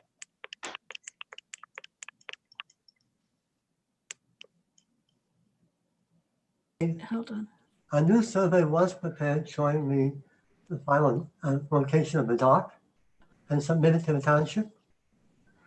And the old rocks were left from the previous crib because we were told they had to be left to comply with the Fisheries Department. Fisheries Department.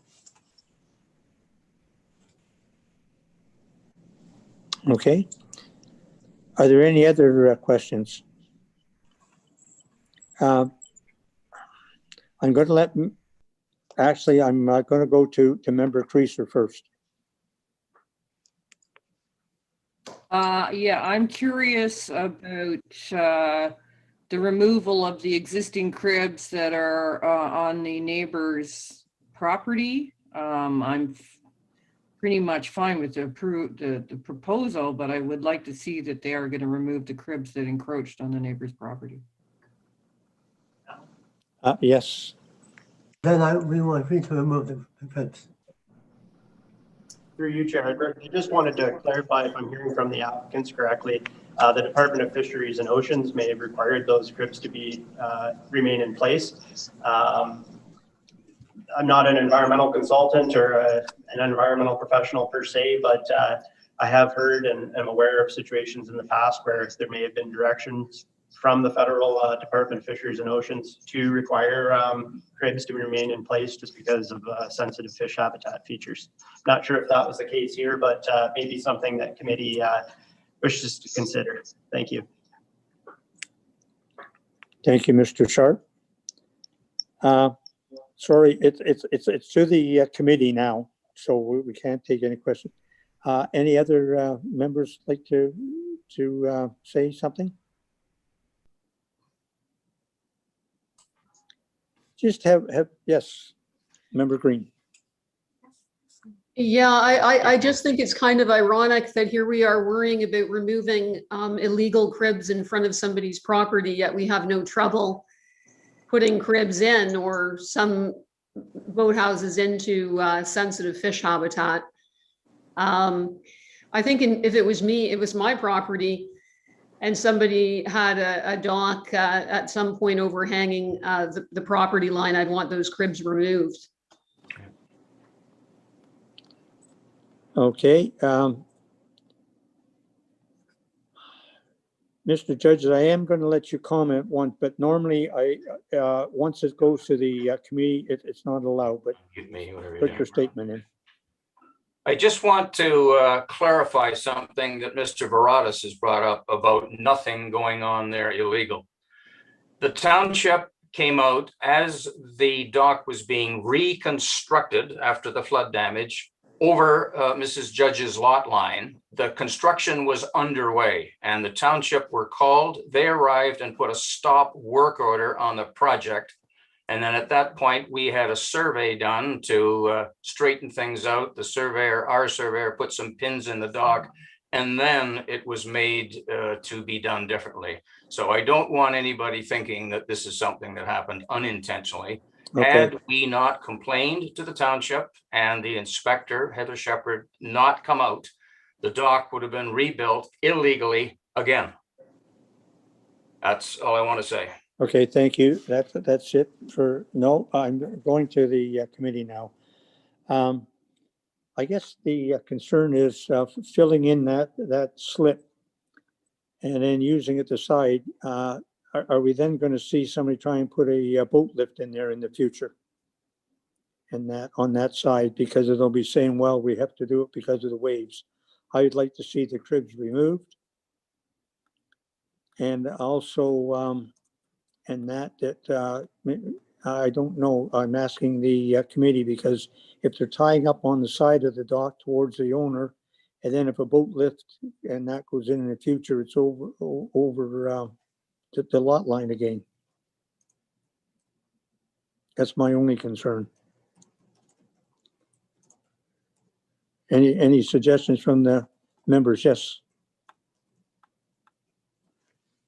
Can't hear you. Sorry about that. I noticed in the picture that of the two slips that one of the boats, and I don't think it's the one being filled in, is already too long for the slip. So I don't know what that means about, when you fill in the dock and near the shore, it just means all the more human activity near the shore. If it was my property line, I think I'd be concerned about that as well. But maybe somebody can correct me. There was a photo, an aerial photo. I think it's on our agenda, page 95, but page 2 of 9. It looked to me like already, the slips are not deep enough into the dock. Okay, thank you. I'm just trying to find it there.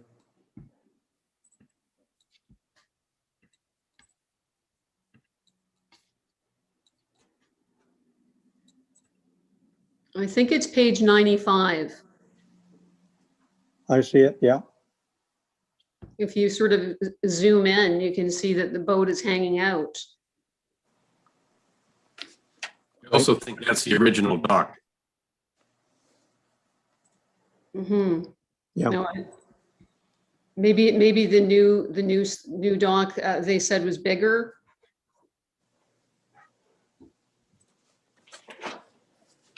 Okay, are there any more questions from the members? Yes, Mr. Bosenbooth? I'll just make some final comments here. If Administrative Fisheries is in fact saying that the cribs should not be removed, I know technically it might be on their land, the neighbor's land, but it is seems to be permanently underwater. So I think we should listen to the Ministry of the Environment.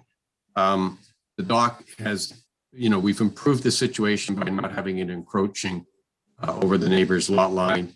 And I don't have a problem with filling in the slips. So basically I'm in support of this.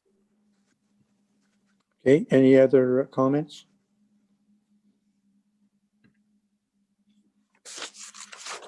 Okay. Moved by Member Green, second by Member Creaser, be it resolved that application A 5920 Cone to recognize an existing as-built dock and to fill in existing boat slip with dock boards, new dock addition, with the following variants being granted. 1, to permit an existing as-built dock 0 feet from the northerly lot line. 2, to permit a dock addition 9.5 feet from the northerly lot line projection and 0 feet from the easterly lot line projection, to permit an existing as-built dock to have a cumulative width of 24.5 feet. These variances are granted as shown on the plan attached to the notice of decision. This approval shall remain in effect for 3 years from the date of decision. And I just wanted to go back to committee. Do you want those cribs removed if it's possible? Because it is a hazard. Yes, do. Mr. Quinn. Pardon? Sorry, I missed that. I Mr. do. Quinn. I think they should be removed. Yeah, do you want to add that on, Price? Well, Through you, Chair Edwards, Yeah. if I may ask a question. I guess my concern is that we may be imposing a condition that can't be fulfilled. So long as it's a flexible condition that gives the applicant an out if the Department of Fisheries and Oceans or if the MNRF comes back and says that those cribs need to be remain in place, I'd say that's fine. I can certainly word it that way. I'm good with that. I'd like to see it worded that way that, and that they be actually removed with the fisheries and that. Do you want to just add that to it, please?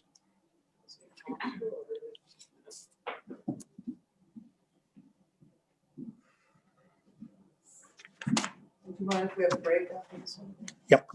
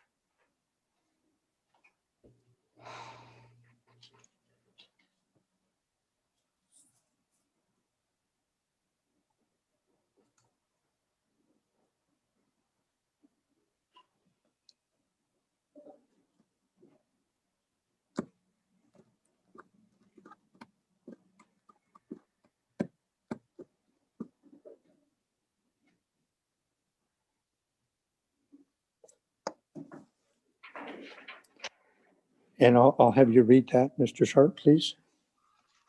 Thank you, Chair Edwards. So I've amended the resolution to state these variances are granted as shown on the plan attached to the notice of decision and subject to the following condition: that existing dock cribs adjacent to the dock and which are currently not being utilized be removed if possible.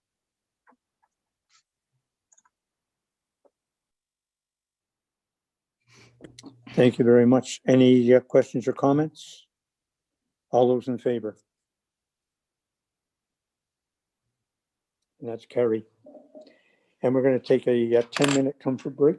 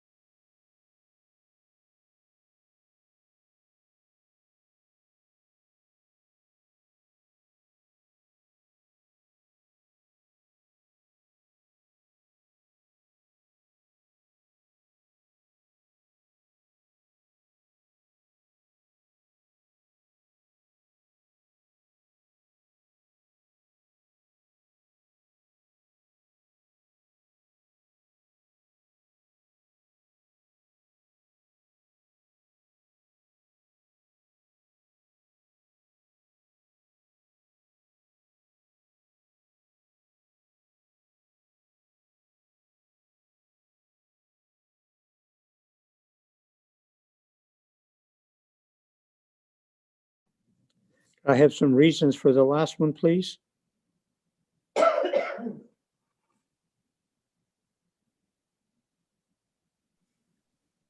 It corrected a past, over the line. Sorry, Andrea, do you hear that? And that, could you say that again, please? Encroachment. It corrected an old encroachment of a past Okay, dock. thank you. Okay. There was neighbor support from the east side, and that was quite a close neighbor. Okay. Okay, and then the next application is A 6120. McGarth? Thank you, Chair Edwards. The next application to be heard is minor variance application A 6120 in the name of McGrath. The subject property is known municipally as 1318 Acton Island Road. I would direct committee's attention to the submitted site plan on page 131 of the agenda package. The purpose and effect of the application is summarized as follows. The applicants propose to reconstruct and enlarge their existing dwelling and sun deck. The proposed dwelling will result in a lot coverage of 11% within 200 feet of the high water mark. The maximum permitted coverage is 10%. The variance requested is 1% or 195 square feet. The proposed dwelling will be set back 6 feet from the northerly side lot line, where 15 feet is required. The requested variance is 9 feet. The enlarged sun deck is to be 11 feet from the northerly lot line, where 15 feet is required. The variance requested is 4 feet. The enlarged sun deck will be 36 feet from the high water mark. The minimum front yard setback is 40 feet. The variance requested is 4 feet. Notice of this public hearing under the Planning Act was circulated 12 days in advance, and 3 submissions have been received to date. The first submission is by Nick Snyder, the Township's chief building official. The Development Services Department has no comment. The second submission is by Tim Sopko, the Township's public works technician. The Public Works Department has no objections. The third submission is by Colin and Melanie Rickman, immediate property owners to the south. The submission is as follows.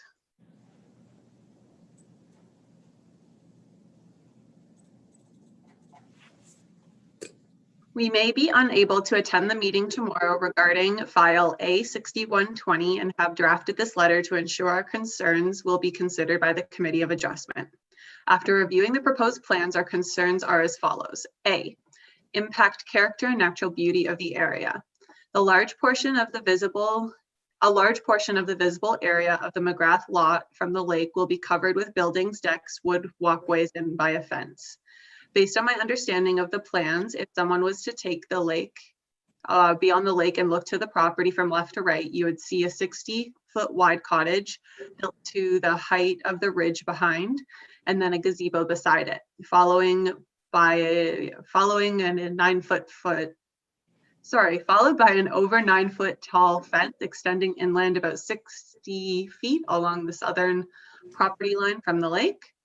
The effect of this is that the proposed construction is, if the proposed construction is allowed, the McGrath property as viewed from the lake will be almost wall-to-wall man-made structures. The proposed buildings would significantly negatively impact the character and natural beauty of the area and would not be similar to any other property nearby. B, environmental impact. We are concerned about the environmental impact and water quality by having so many cottages and additional sleeping quarters on the same property of land. If the proposed plans are allowed, the property would contain 1,335 square feet main cottage, a 696 square foot secondary cottage with a kitchen and washrooms, misleadingly described as a sleeping cabin on the plans, two 102 square foot bunkhouses, misleadingly described as sheds on the plans, which visitors overnight in. Last year, there were already numerous news articles regarding blue algae blooms in the Muskoka waters. This type of high density living does not fit into the Muskoka Lakes water strategy. Please refer to the strategy listed below as per Muskoka, Ontario Environment and Natural Resources website.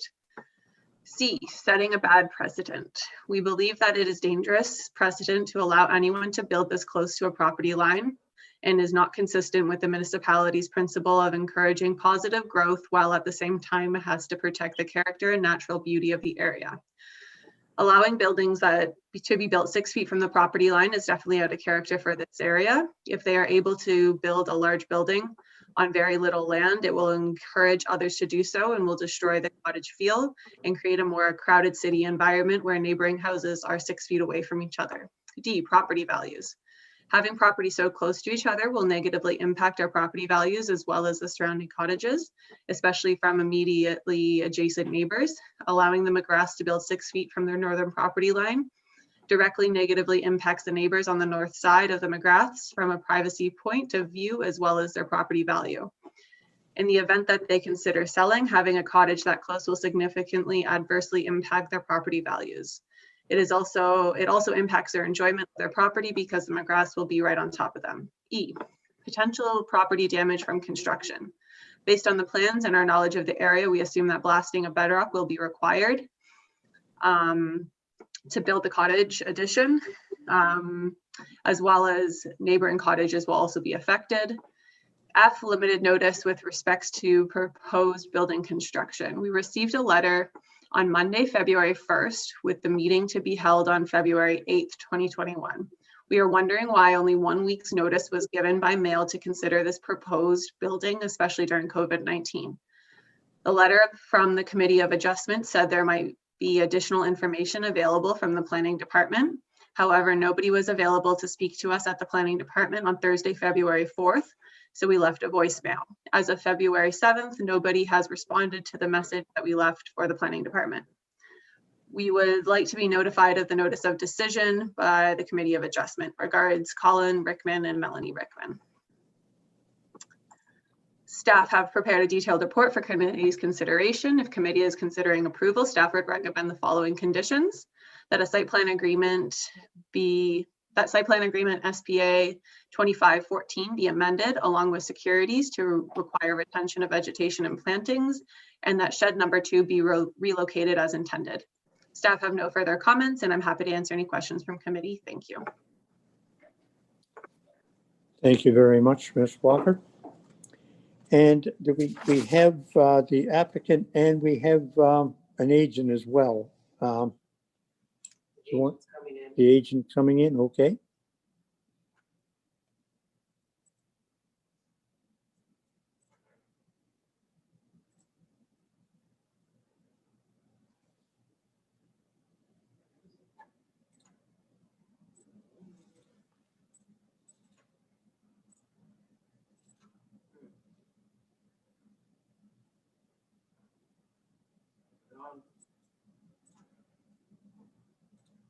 Oh, there he is. Okay.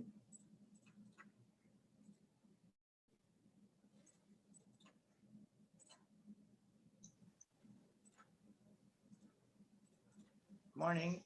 My name is David Falkinger with Falcon Ridge Designs, 1005 Strathdy Road, Unit 2, Utterson, P0B1M0. I'm the agent for the applicants here. See if the video comes up. Hi. Thank you, Mr. Chair and committee members for your time this morning.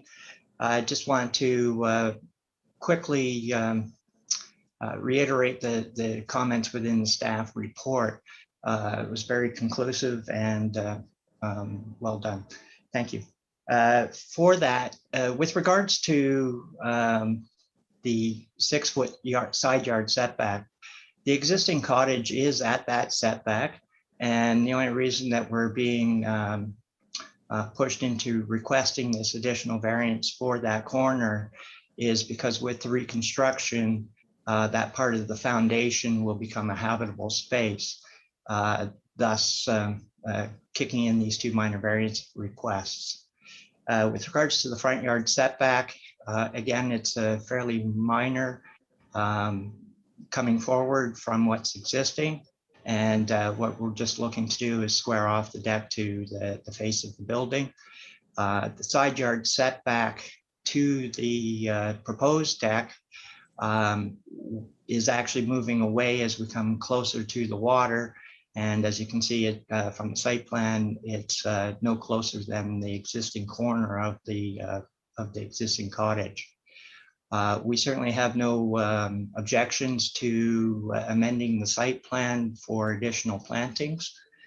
If I may just redirect your attention to figure 1 in the report, you can see that there are already a number of mature trees in the front yard, as well as a number of smaller trees.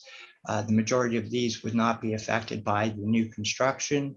Of course, we're more than willing to augment those as well moving forward. So as time moves forward within the next sort of 5 to 10 years, the front yard visual impact from the lake should be decreasing as these trees grow up and become more mature. As far as, unfortunately, this particular area of properties, it's not unusual to have these long, narrow lots, and many of which have already been upgraded or redeveloped in such ways to bring us to this point of the 1% over what's permitted at 10% for the lot. And of course, we'd be relocating the one shed as noted to beyond the 200-foot mark, so that our lot coverage for the whole lot is still well within the permitted 10%. And it's really just because of the property confines that we're looking for this increase lot coverage within the 200-foot setback. I understand that the owner is here or in attendance as well, and may be available for comment if there's any questions for her as well. Otherwise, I'm available for those questions as well. Thank you. Okay, thank you very much. And is there anyone else in the queue? Yeah, the owner's here and there's also somebody else to speak.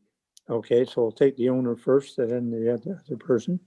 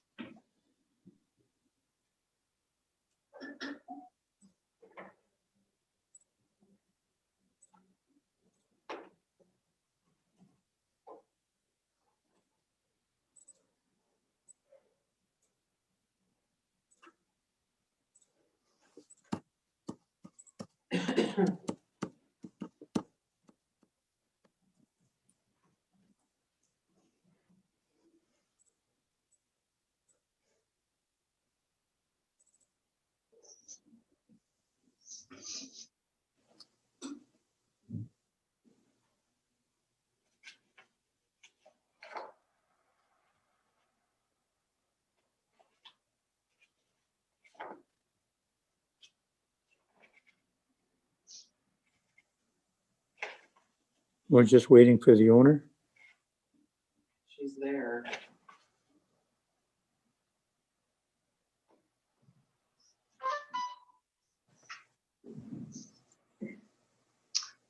Hi, if I may, I just got a message from her. It says that her connection is not coming through. Okay. And you said there's someone else wishing to speak on this? Neil Cameron.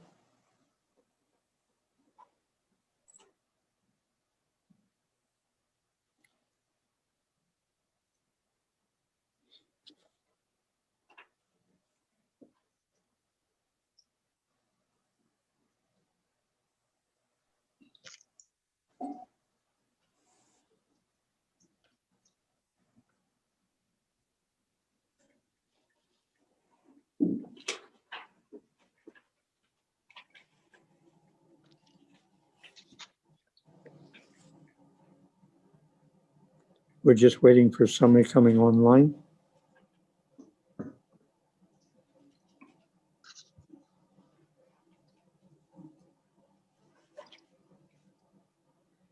Are you there, Mr. Cameron?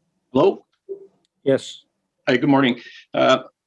We're the owners of 1316 Acton Island Road. It's a family cottage. Our concerns are, with this new building being so close to the driveway, what's the impact going to be for, water and ice, such have coming off the roof. It seems like a big concern allowing that to be built that close to the property line.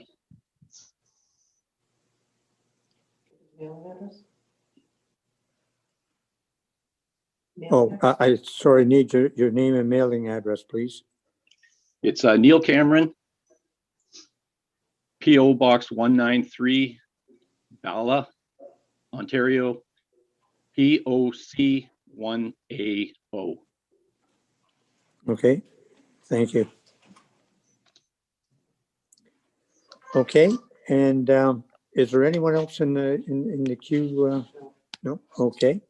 So we'll open up to questions from the members. Okay, and that Mr. Falkinger? Yeah, sorry.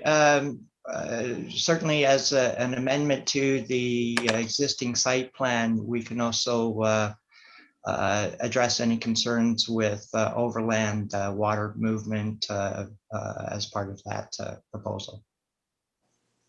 Okay, thank you. Questions from the members? Yes, Mr. Bosworth? I noticed in the picture on page 118 of the total report of the gazebo, if I'm not mistaken, it looks like it has windows on it. I think a gazebo isn't supposed to have any walls. So just I want a clarification from whether that has windows and whether it's enclosed. Yes, it does have windows. Doesn't that make it a structure rather than a gazebo?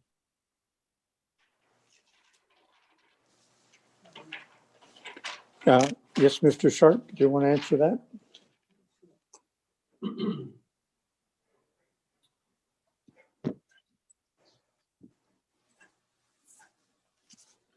Thank you, Chair Edwards. The township's comprehensive zoning bylaw does define a gazebo, and a gazebo is permitted to be screened or glassed on all sides or open. However, I would note that a gazebo exceeding 200 square feet in floor area, which is screened or glassed, is considered a habitable room. In this case, there's already a sleeping cabin.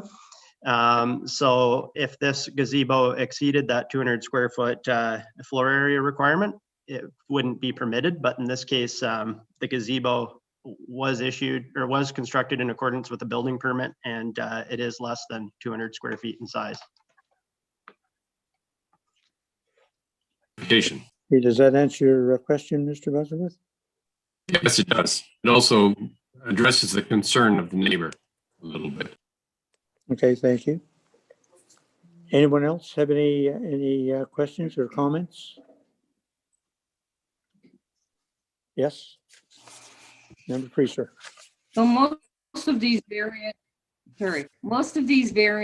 are required because they're reconstructing. There's really no change to built form. It's just because a basement is being put in instead of a crawl space that requires this. That's my understanding. I just want confirmation.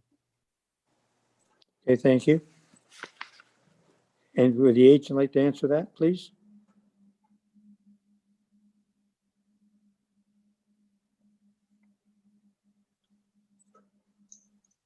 Sorry, yes, that's my understanding. The existing back corner at the 6-foot setback is the existing corner of the cottage. And by rights, we would have been able to reconstruct that first floor or main floor level at that setback without any variances. However, because we're changing the crawl space in the basement area or the basement area into a habitable space is what's triggered the minor variance for both those conditions with regards to the side yard setback. And the sleeping cabin, does it have a kitchen in it, a stove? That I am unaware of. Okay, thank you. Anyone else have any questions or comments? Yes, Mr. Bosworth. I'd be interested in knowing the answer to that question. It is a relevant point.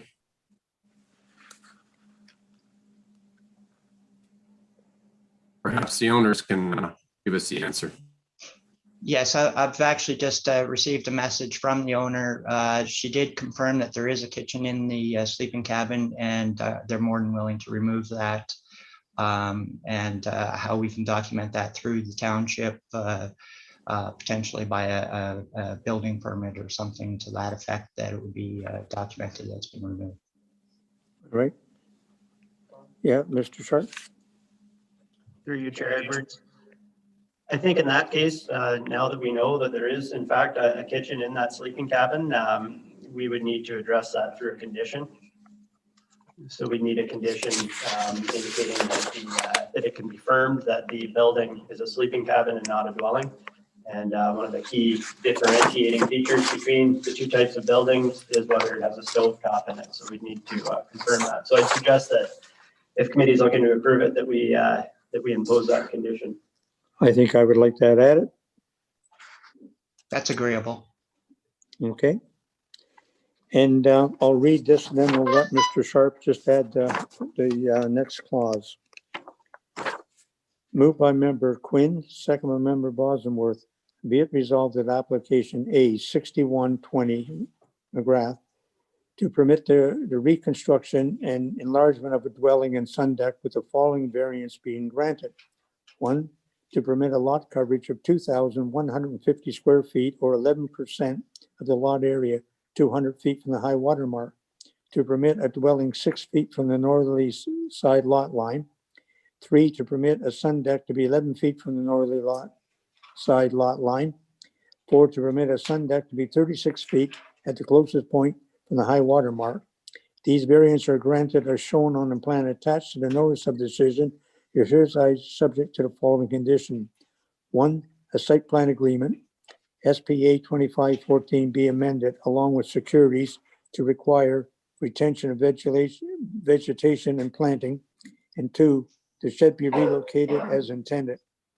These approvals shall remain in effect for 3 years from the date of decision. And I will have Mr. Sharp add here. Will that be registered on the title? Should be a condition requiring it. Yeah, and they're registered on the title? Yeah, we could do that. Yeah, I'll let you word it. Thank you.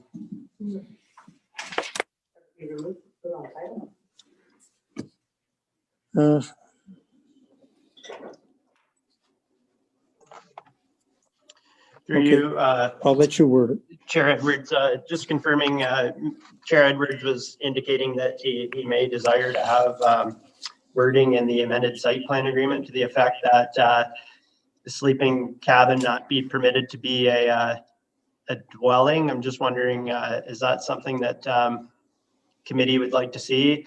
At the end of the day, I would note that the township's comprehensive zoning bylaw would not permit it to function as a sleeping cabin. But as we can see, as this is an example, the matter can become difficult to enforce. So just looking for some direction.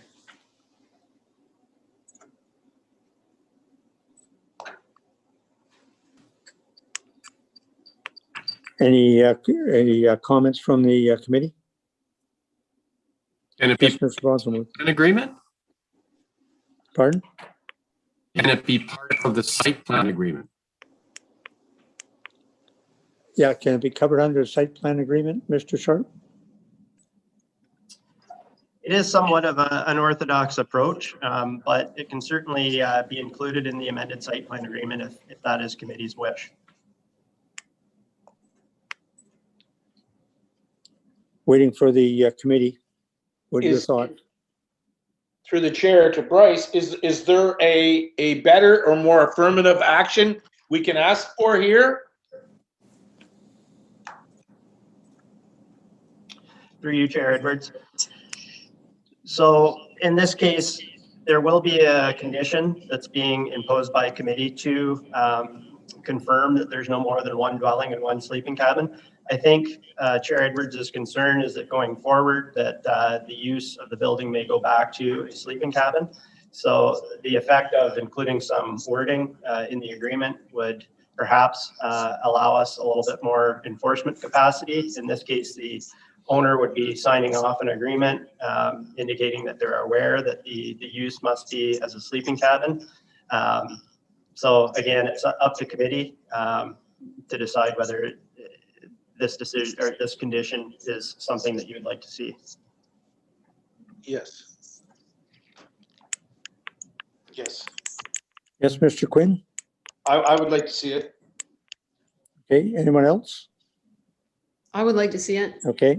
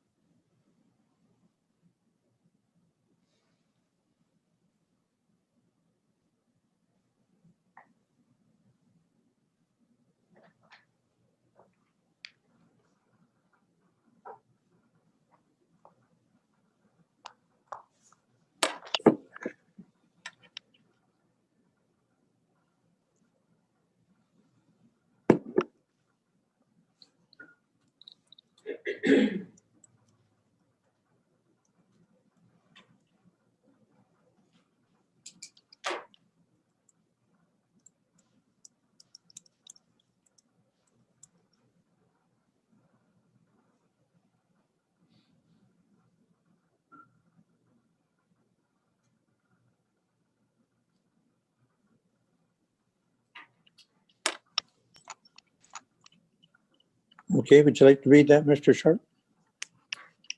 Thanks, Chair Edwards. So the resolution reads as follows. Application A-61/20 McGrath to permit the reconstruction and enlargement of a dwelling and sun deck with the following variances being granted. 1, to permit a lot coverage of 2,150 square feet or 11% within the lot area 200 feet from the high water mark. 2, to permit a dwelling 6 feet from the northerly side lot line. 3, to permit a sun deck to be 11 feet from the northerly side lot line. And 4, to permit a sun deck to be 36 feet at the closest point from the high water mark. These variances are granted as shown on the plan attached to the notice of decision and are subject to the following conditions. 1, that site plan agreement SPA-25/14 be amended along with securities to require retention of vegetation and plantings, and wherein the owner will agree not to utilize the sleeping cabin for any other use other than as a sleeping cabin.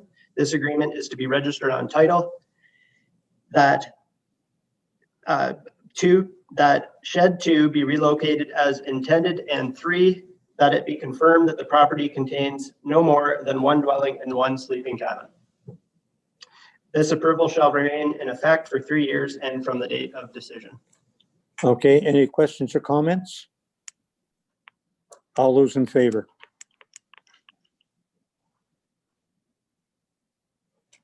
And that's carried. Thank you. And reasons, please.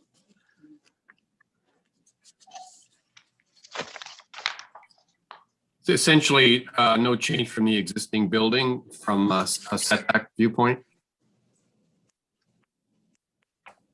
Okay. Already got some, they've already done done some replanting at the front. And I feel that we addressed some of the neighbors' concerns. Okay. And the next application is A 6220 Marsden.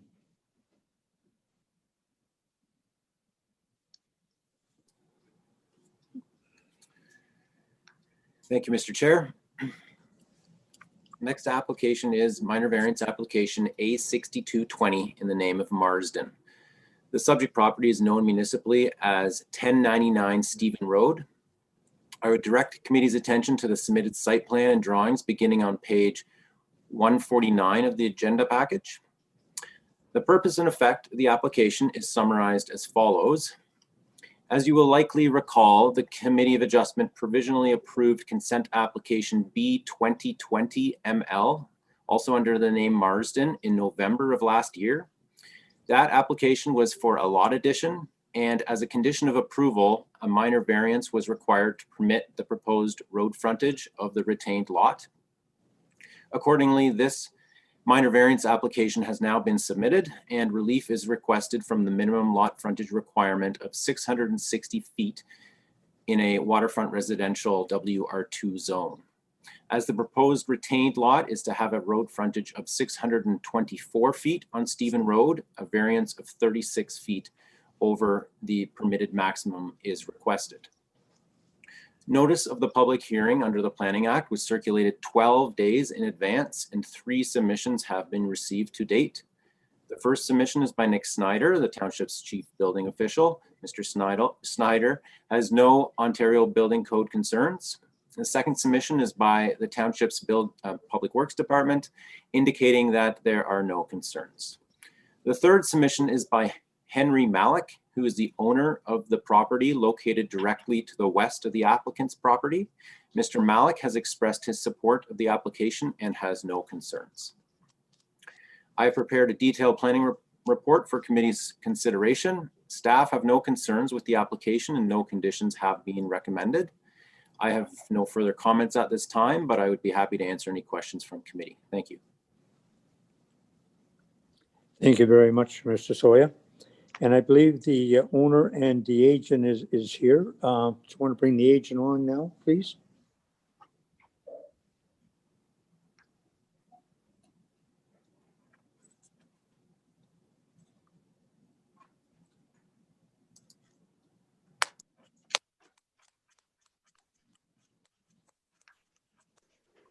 Good morning, everyone. Morning.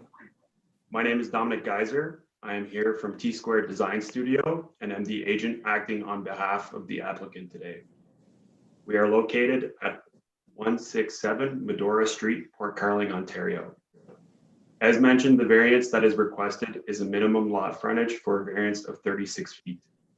Our clients, the Marsdens, were granted a lot severance on November 9th, 2020, and are applying for this minor variance as a condition of that severance. The severance did not create a new lot and rather shifted back lot acreage onto a front lot and therefore did not increase the density of back lots. The lot is well treed and provides a visual and audible buffer between the neighbors and the roads. This also allows nature to dominate the built form. The proposed frontage is similar to the existing backlots on Stephen Road. We agree with staff that this variance is minor in nature. I'd be happy to answer any questions you may have. Thank you very much. Is there anyone else wishing to speak in support or opposition to this application? No? Okay, questions from the members? Seeing none?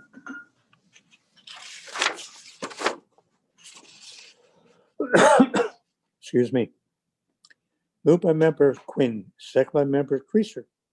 Be it resolved that application A 6220 Marsden to permit a retained lot in severance application B 2020 ML to have 624 feet of lot frontage is shown on the plan attached to the notice of decision is hereby approved.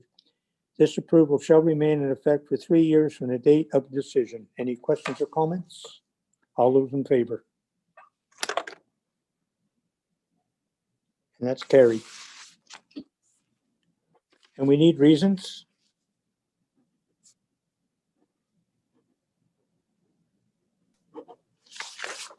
minor and maintains the character of the back lot requirement. Okay, and approval from a letter of support from the neighbor. And the next application is A 6320. And that Jamel?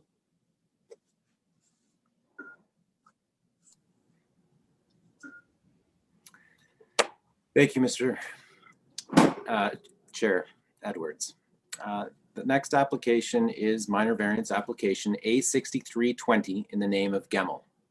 The subject property is known municipally as 1098 Woodwinds Road. I would direct committee's attention to the submitted site plan and drawings beginning on page 170 of the agenda package. The purpose and effect of the application is summarized as follows. The applicants propose to construct a 2-story dwelling within the same footprint as their existing 1-story dwelling. The maximum permitted lot coverage on the entire lot is 10%, or 1,926 square feet. The proposed lot coverage is 10.7%, or 2,068 square feet, which is 142 square feet over the permitted maximum. The maximum permitted front yard setback for the 2-story portion of the existing dwelling is 50 feet, as the proposed front yard setback for the 2-story portion of the dwelling is 45 feet. A 5-foot variance is requested. The maximum permitted height for the proposed dwelling is 35 feet. As a height of 37 feet is proposed, a 2-foot variance is requested to height. A portion of the proposed dwelling is to remain as a single story, and the applicants propose to construct a rooftop sun deck on this 1-story portion. The maximum permitted front yard setback for a new sun deck is 50 feet. In this case, the proposed sun deck is located 37 feet from the high water mark, and a 13-foot variance is requested. Notice of this public hearing under the Planning Act was circulated 12 days in advance, and 9 submissions have been received to date. 2 of those being from internal township departments, and the remaining 7 from members of the public. Nick Snyder, the township's chief building official, has indicated that there are no Ontario Building Code concerns, and the township's Public Works Department indicated that the department also has no concerns. The first public submission is by Keith Watson, who's the owner of the abutting property to the east. And Mr. Watson's submission reads as follows. My cottage located at 1096 Woodwinds Road, Muskoka Lakes, is the neighboring property to the Gemmell Cottage at 1098 Woodwinds Road, Muskoka Lakes. The Gemmells have shared with me their plans for an addition to their cottage by adding a 2nd story. I understand that the township bylaws require they seek relief from the building height restriction to do so. As their direct neighbor, I fully support the Gemmells' application in that it does not impede my view in any way, nor does it impact on my use or enjoyment of my property. I believe their proposed plan will actually enhance the look of our bay. There are existing cottages in our bay that are 2 stories high with fully exposed basements, making them 3-story cottages. What the Gemmells are planning will be lower than those cottages and will add to the shoreline appearance very nicely. The second public submission is by Mark Saunders, an adjacent neighbor located several properties to the east. The submission is as follows.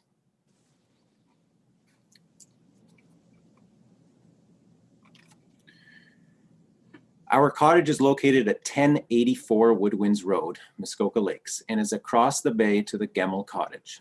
The Gemmells have shared their plans for an addition to their cottage by adding a 2nd story. I understand that the township bylaws require approval for a minor height relief from the current restrictions to complete their project. As a neighbor across the small bay, I fully support their plans as the cottage addition will only enhance the bay and add to the shoreline appearance, fitting in nicely with the other surrounding cottages. The third public submission is by Michael and Catherine Martin, owners of the abutting property to the west. Our cottage is located at 1106 Woodwinds Road and is the neighboring property to the west of the Gemmells' cottage. The Gemmells have shared with us their plans for additions and alterations to their cottage, including adding a 2nd story. We understand that the township bylaws require they seek relief from the building height restriction to do so. As their direct neighbor, we fully support the Gemmels application in that it does not impede our view in any way, nor does it impact on our use and enjoyment of our property. We believe their proposed plan will actually enhance the look of our bay and we generally support our neighbors when they choose to modernize their cottages. What the Gemmels are proposing is consistent with a number of other cottages that have been updated in the immediate area. If you require any further comment, we can be reached at, and they've left their contact information. The fourth submission is by Joey Gold. It reads as follows. I am a neighbor and owner living at 1107 Woodwinds Road, Walker's Point, Township of Muskoka Lakes. I have a number of concerns regarding the request for a minor variance for this file at 1098 Woodwinds Road made by Erica Gemmel.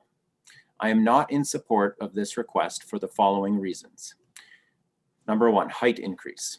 The request for height increase does not meet the current height restrictions. Why have these restrictions if they are not adhered to?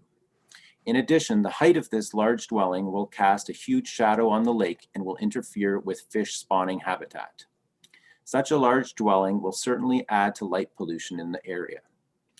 Number two, with lot space increased by 0.7%, this large dwelling will interfere with animal habitat and human enjoyment for those who live in the area. It should not be considered a minor variance with respect to lot space. The water frontage is only 120 feet approximately, and a large dwelling such as that being proposed by the applicants overwhelms the existing space. Furthermore, the large dwelling does not fit in with the neighborhood of the surrounding modest cottages, mainly single story. Number three, distance from water. 10% variance from minimum front yard setback is too large to be minor variance. In conclusion, the proposed variances are not in keeping with the general purpose and intent of the Township of Muskoka Lakes zoning bylaws. The proposed variance is inappropriate and undesirable for the area, and I ask therefore that you deny the applicant's request for a minor variance. Please inform me of the decision of the Committee of Adjustment with regards to this application. So the fifth submission is by Marjut Nusianen, owner of the neighboring property to the west of the applicant's property. The submission reads as follows.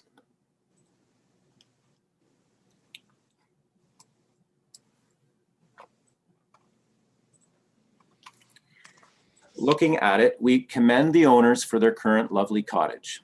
Application is not just one variance, 4 variances. We were alarmed when we read the application. Today, February 5th, I was sent the planning report and am very impressed with the planner's work, especially with regards to shoreline and vegetation. Still concerns though as to the continued allowance of variances and the precedents these set. We feel that the township has been more prudent and aware of issues so that our lakes are healthier. Negative consequences. This is a small property, and when we look at it, there is not much soft landscaping. And this is cottage country. Look at the structure's new increased deckings, the driveway, the hard surfaces compared to soft surfaces or natural land. What trees will be destroyed? We really suggest that planning committee required tree replacement. For example, 2 trees for every one that is cut down or dies. The tree canopy is important. We have a special request to the Gemmels to plant at least 4 new trees on the back side of their building as well to soften the blow of a rather high imposing structure from the road. We sincerely hope that this can be done. Lighting. With the height and size, concern is always about natural lighting. Please ensure that all outdoor lights are positioned downward and inward so as not to affect the neighbors near and even far. Light pollution is increasing too much. In general, this increase in sizes, water usage, even permanent cottages is taking a toll. There will be more applicants coming up in our area, and I do fear that these increased variances set up a precedent. With thanks and with good wishes, it is a concern when we oppose, as we do not want to alienate others. Our viewpoints are based on our understanding of bylaws, which are therefore not to be broken, but to be respected. The sixth submission is by Adam and Katrina Dauphine, owners of a neighboring property to the west. And the submission reads, this letter is to state that as a neighbor of 1098 Woodwinds Road, we are concerned and not in agreement with the proposed minor variances in the above referenced application. This application exceeds multiple zoning bylaws as they are requesting changes to the building height, building size, and the proximity to the water line. Our concern is that if this application is approved, this will set a precedence in our area, and if approved, it will create a domino effect with other cottage owners in our area. Zoning bylaws are created to control properties and create cottage neighborhoods that complement each other. And the seventh submission is by Susan and Jeff Morawetz.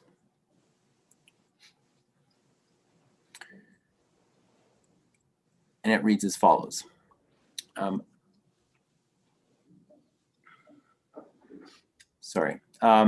We have reviewed the plans for the Gemmell Cottage. We understand the immediate neighbors, Watson and Martin, support the application. We also support the application.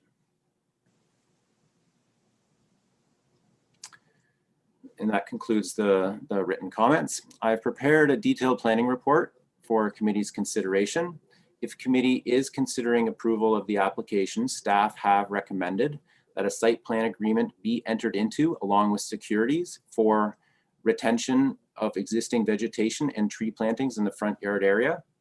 Taking into account the proposed increase in built form and the related requested variances, it appears appropriate to ensure existing vegetation is retained and a more robust vegetated shoreline buffer is established. And I have no further comments at this time, and I would be happy to answer any questions from committee. Thank you.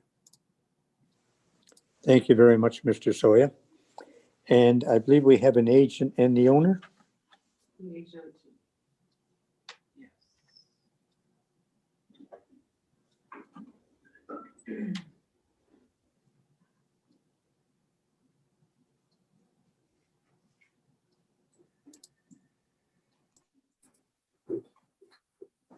Hello, I'm Matt Reed from Sketch Design Build in Barrie, and I'm here representing the owners of this property today. I'm able to start. I just wanted to first just touch base on the scope of work, just to clarify a couple things. The plan is to keep the existing footprint as is, and we're not demolishing the entire cottage. We're only removing the roof and the main floor walls, and then building up from there. So the plan is to construct a new main floor plus a second story with a new roof. There's an existing Muskoka room on the lake side, and the plan for that is to put in a proper basement underneath it, and then rebuild the Muskoka room on top with a sun deck on top of that. And again, everything's built in the exact same location. We're not changing any of the footprints of decks or anything, and no tree removal should be required to complete the work. In regards to the 4 variances being requested, I just wanted to go through each of those. Lot coverage. I just wanted to note that even though we are exceeding the maximum allowed, that was an existing condition on site. So really it's no change from existing. There's no increase requested. In regards to the minimum front yard setback for the dwelling, building footprint is not changing again. So we're just maintaining the 45 feet to the lake. All we're doing is adding the second story on top. In regards to the height increase for the dwelling, yes, we are asking for an additional 2 feet. I would like to point out that the way that grade has been measured is to the basement walkout door, which isn't really a true representation of the average grade on that property. I don't know if someone could pull up I guess I could screen share to show you the photo I'm looking at here. Oh, I can't do that. There's a picture of the old cottage from the lake, and you can see where that basement door is. And it's not really visible at all. It's a couple feet below grade, basically. So it's like a basement walk-up. So if that door wasn't there, we'd conform to the height. So I feel like that extra height we're asking for doesn't really impact anything overall. In regards to the front yard setback for the sun deck, I wanted to just point out as well that we're building on top of the old footprint. And now with changing it to a sun deck, it had an old peaked roof on it before. We're actually half a meter lower than the existing peak on the old Muskoka rim. So it ends up being lower. I also wanted to just point out that the township does recommend approval for all the variances. We do have 4 letters of support from direct neighbors, whether right beside or that have a visible relation to this cottage. The other 3 letters of rejection are from neighbors that aren't adjacent and cannot see the cottage from their own cottage.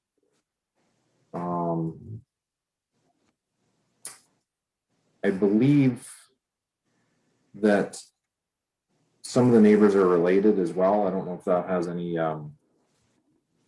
weight to it as well. So there was some precedence in the area for other cottages. I don't know if you guys looked at some of the aerial in the area, but they're very shallow lots. So a lot of the cottages are quite close to the lake. I would point out 1118 Woodwinds is a 2.5 story looking home, and it's about 30 feet to the lake. And I'd show you a screenshot of this if I could, but I can't share my screen. Also 1114 Woodwinds is another 2.5 story cottage, and it's about 10 to 15 feet to the lake. So basically we feel like the variances we're requesting are minor in nature, and they're suitable for this property. It is shallow. We have a septic system on the street side, so it'd be difficult for the clients to expand this cottage any other way.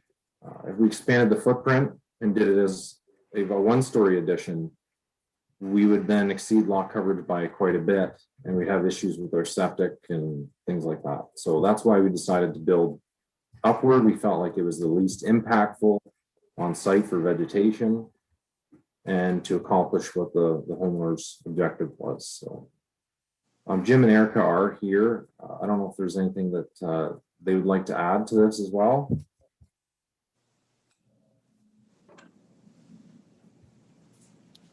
Okay, thank you very much. Is there anybody else in the queue? Yeah, the owner. Okay, we'll bring the owner on next.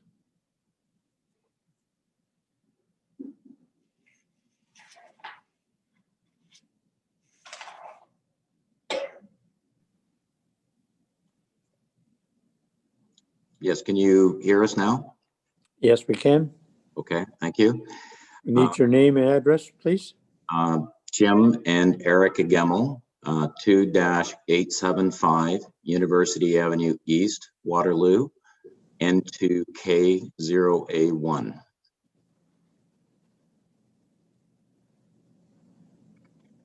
We simply wanted to add that we've had this cottage for 22 years. We've enjoyed being in Muskoka. We have raised our 2 children there, and we have recently downsized our footprint in Waterloo and are planning to spend more time in Muskoka and enjoy it more on a 4 seasons basis. With our growing family, with grandchildren and so on, we are in need of more space, and this is the only option open to us. So we're requesting these minor variances to allow us to do so. Thank you. Okay, thank you very much. And I have to ask, is there anyone else here wishing to speak in support or opposition to this application? I have a Joey Gold here. I'll bring in. Okay.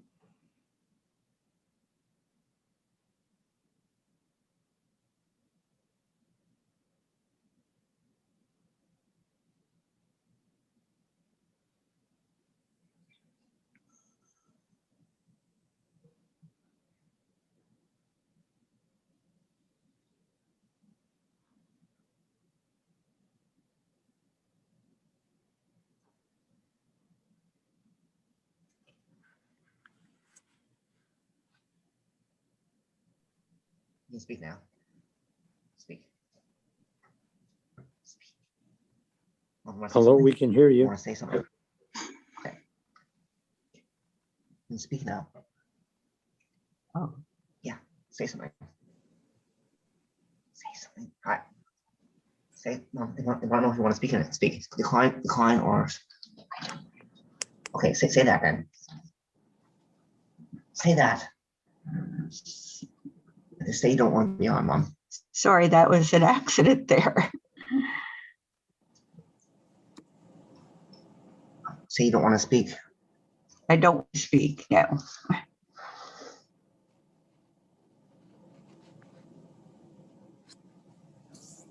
Okay, is there nothing you'd like to say?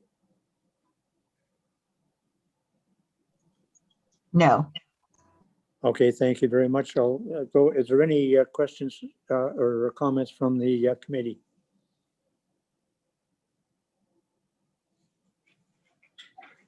Yes, Mr. Bosworth. I heard the Mr. Reed say that those two large trees at the front will be retained, and I think that's very important as part of this application. Yeah, so because we're just building upward, I don't believe that there's any reason for any trees to be removed. A bit of light trimming may be required, but I don't see any damage. Okay, thank you.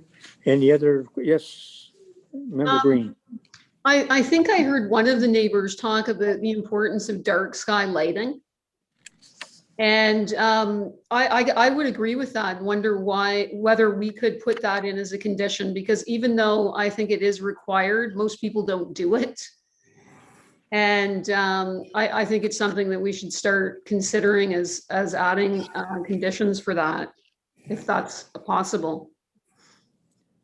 I believe with the site plan agreement, Mr. Sharp will note that, and then that will be included because they have to be dark sky compliant anyway to our building department. Any other questions or comments? I'll read the motion.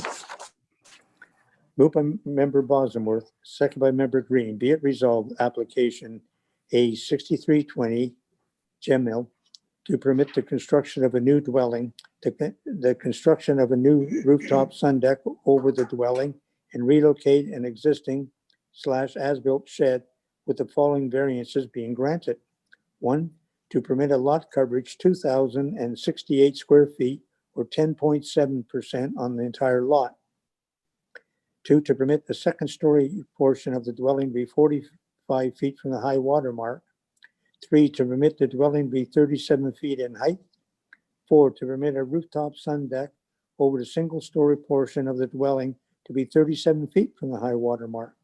These variants are granted as shown on the plan attached to the notice of decision, are subject to the following conditions. 1, the site plan agreement be entered into along with securities for retention of existing vegetation and tree plantings in the front yard. This agreement is to be registered on title. This approval shall remain in effect for 3 years from the date of decision. Any questions or comments? Yes, Mr. Bosworth. The condition said as for tree plantings on the front, it's clearly necessary to have a vegetative buffer as well. The applicant currently has lawn right to the water, and I didn't hear the word vegetative buffer being part of that condition, just tree planting. I think the planning department probably has that on their scope anyway, and that, but I'll ask Mr. Sharp. Through you, Chair Edwards. Yeah, just to clarify, the intent of the condition is to establish plantings in the front yard area for an overall net improvement. And I believe that the applicant and the agent are aware of that condition. Staff didn't have the ability to assess the soil conditions during our site visit in snow conditions. I didn't hear any objections from either the applicant or the agent in regard to this condition, but certainly we're looking for an overall net improvement in vegetative conditions with some tree plantings in the front yard area.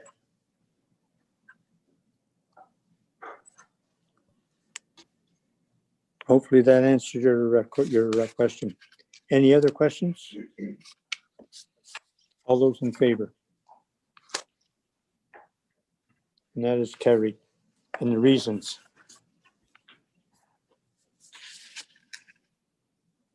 I believe it's minor in nature. I'm happy that there is a few minor variances here that we can have site plan control and get some plantings. There was quite good support from neighbors, particularly the immediate neighbors. Okay. And I have one, there's no other business.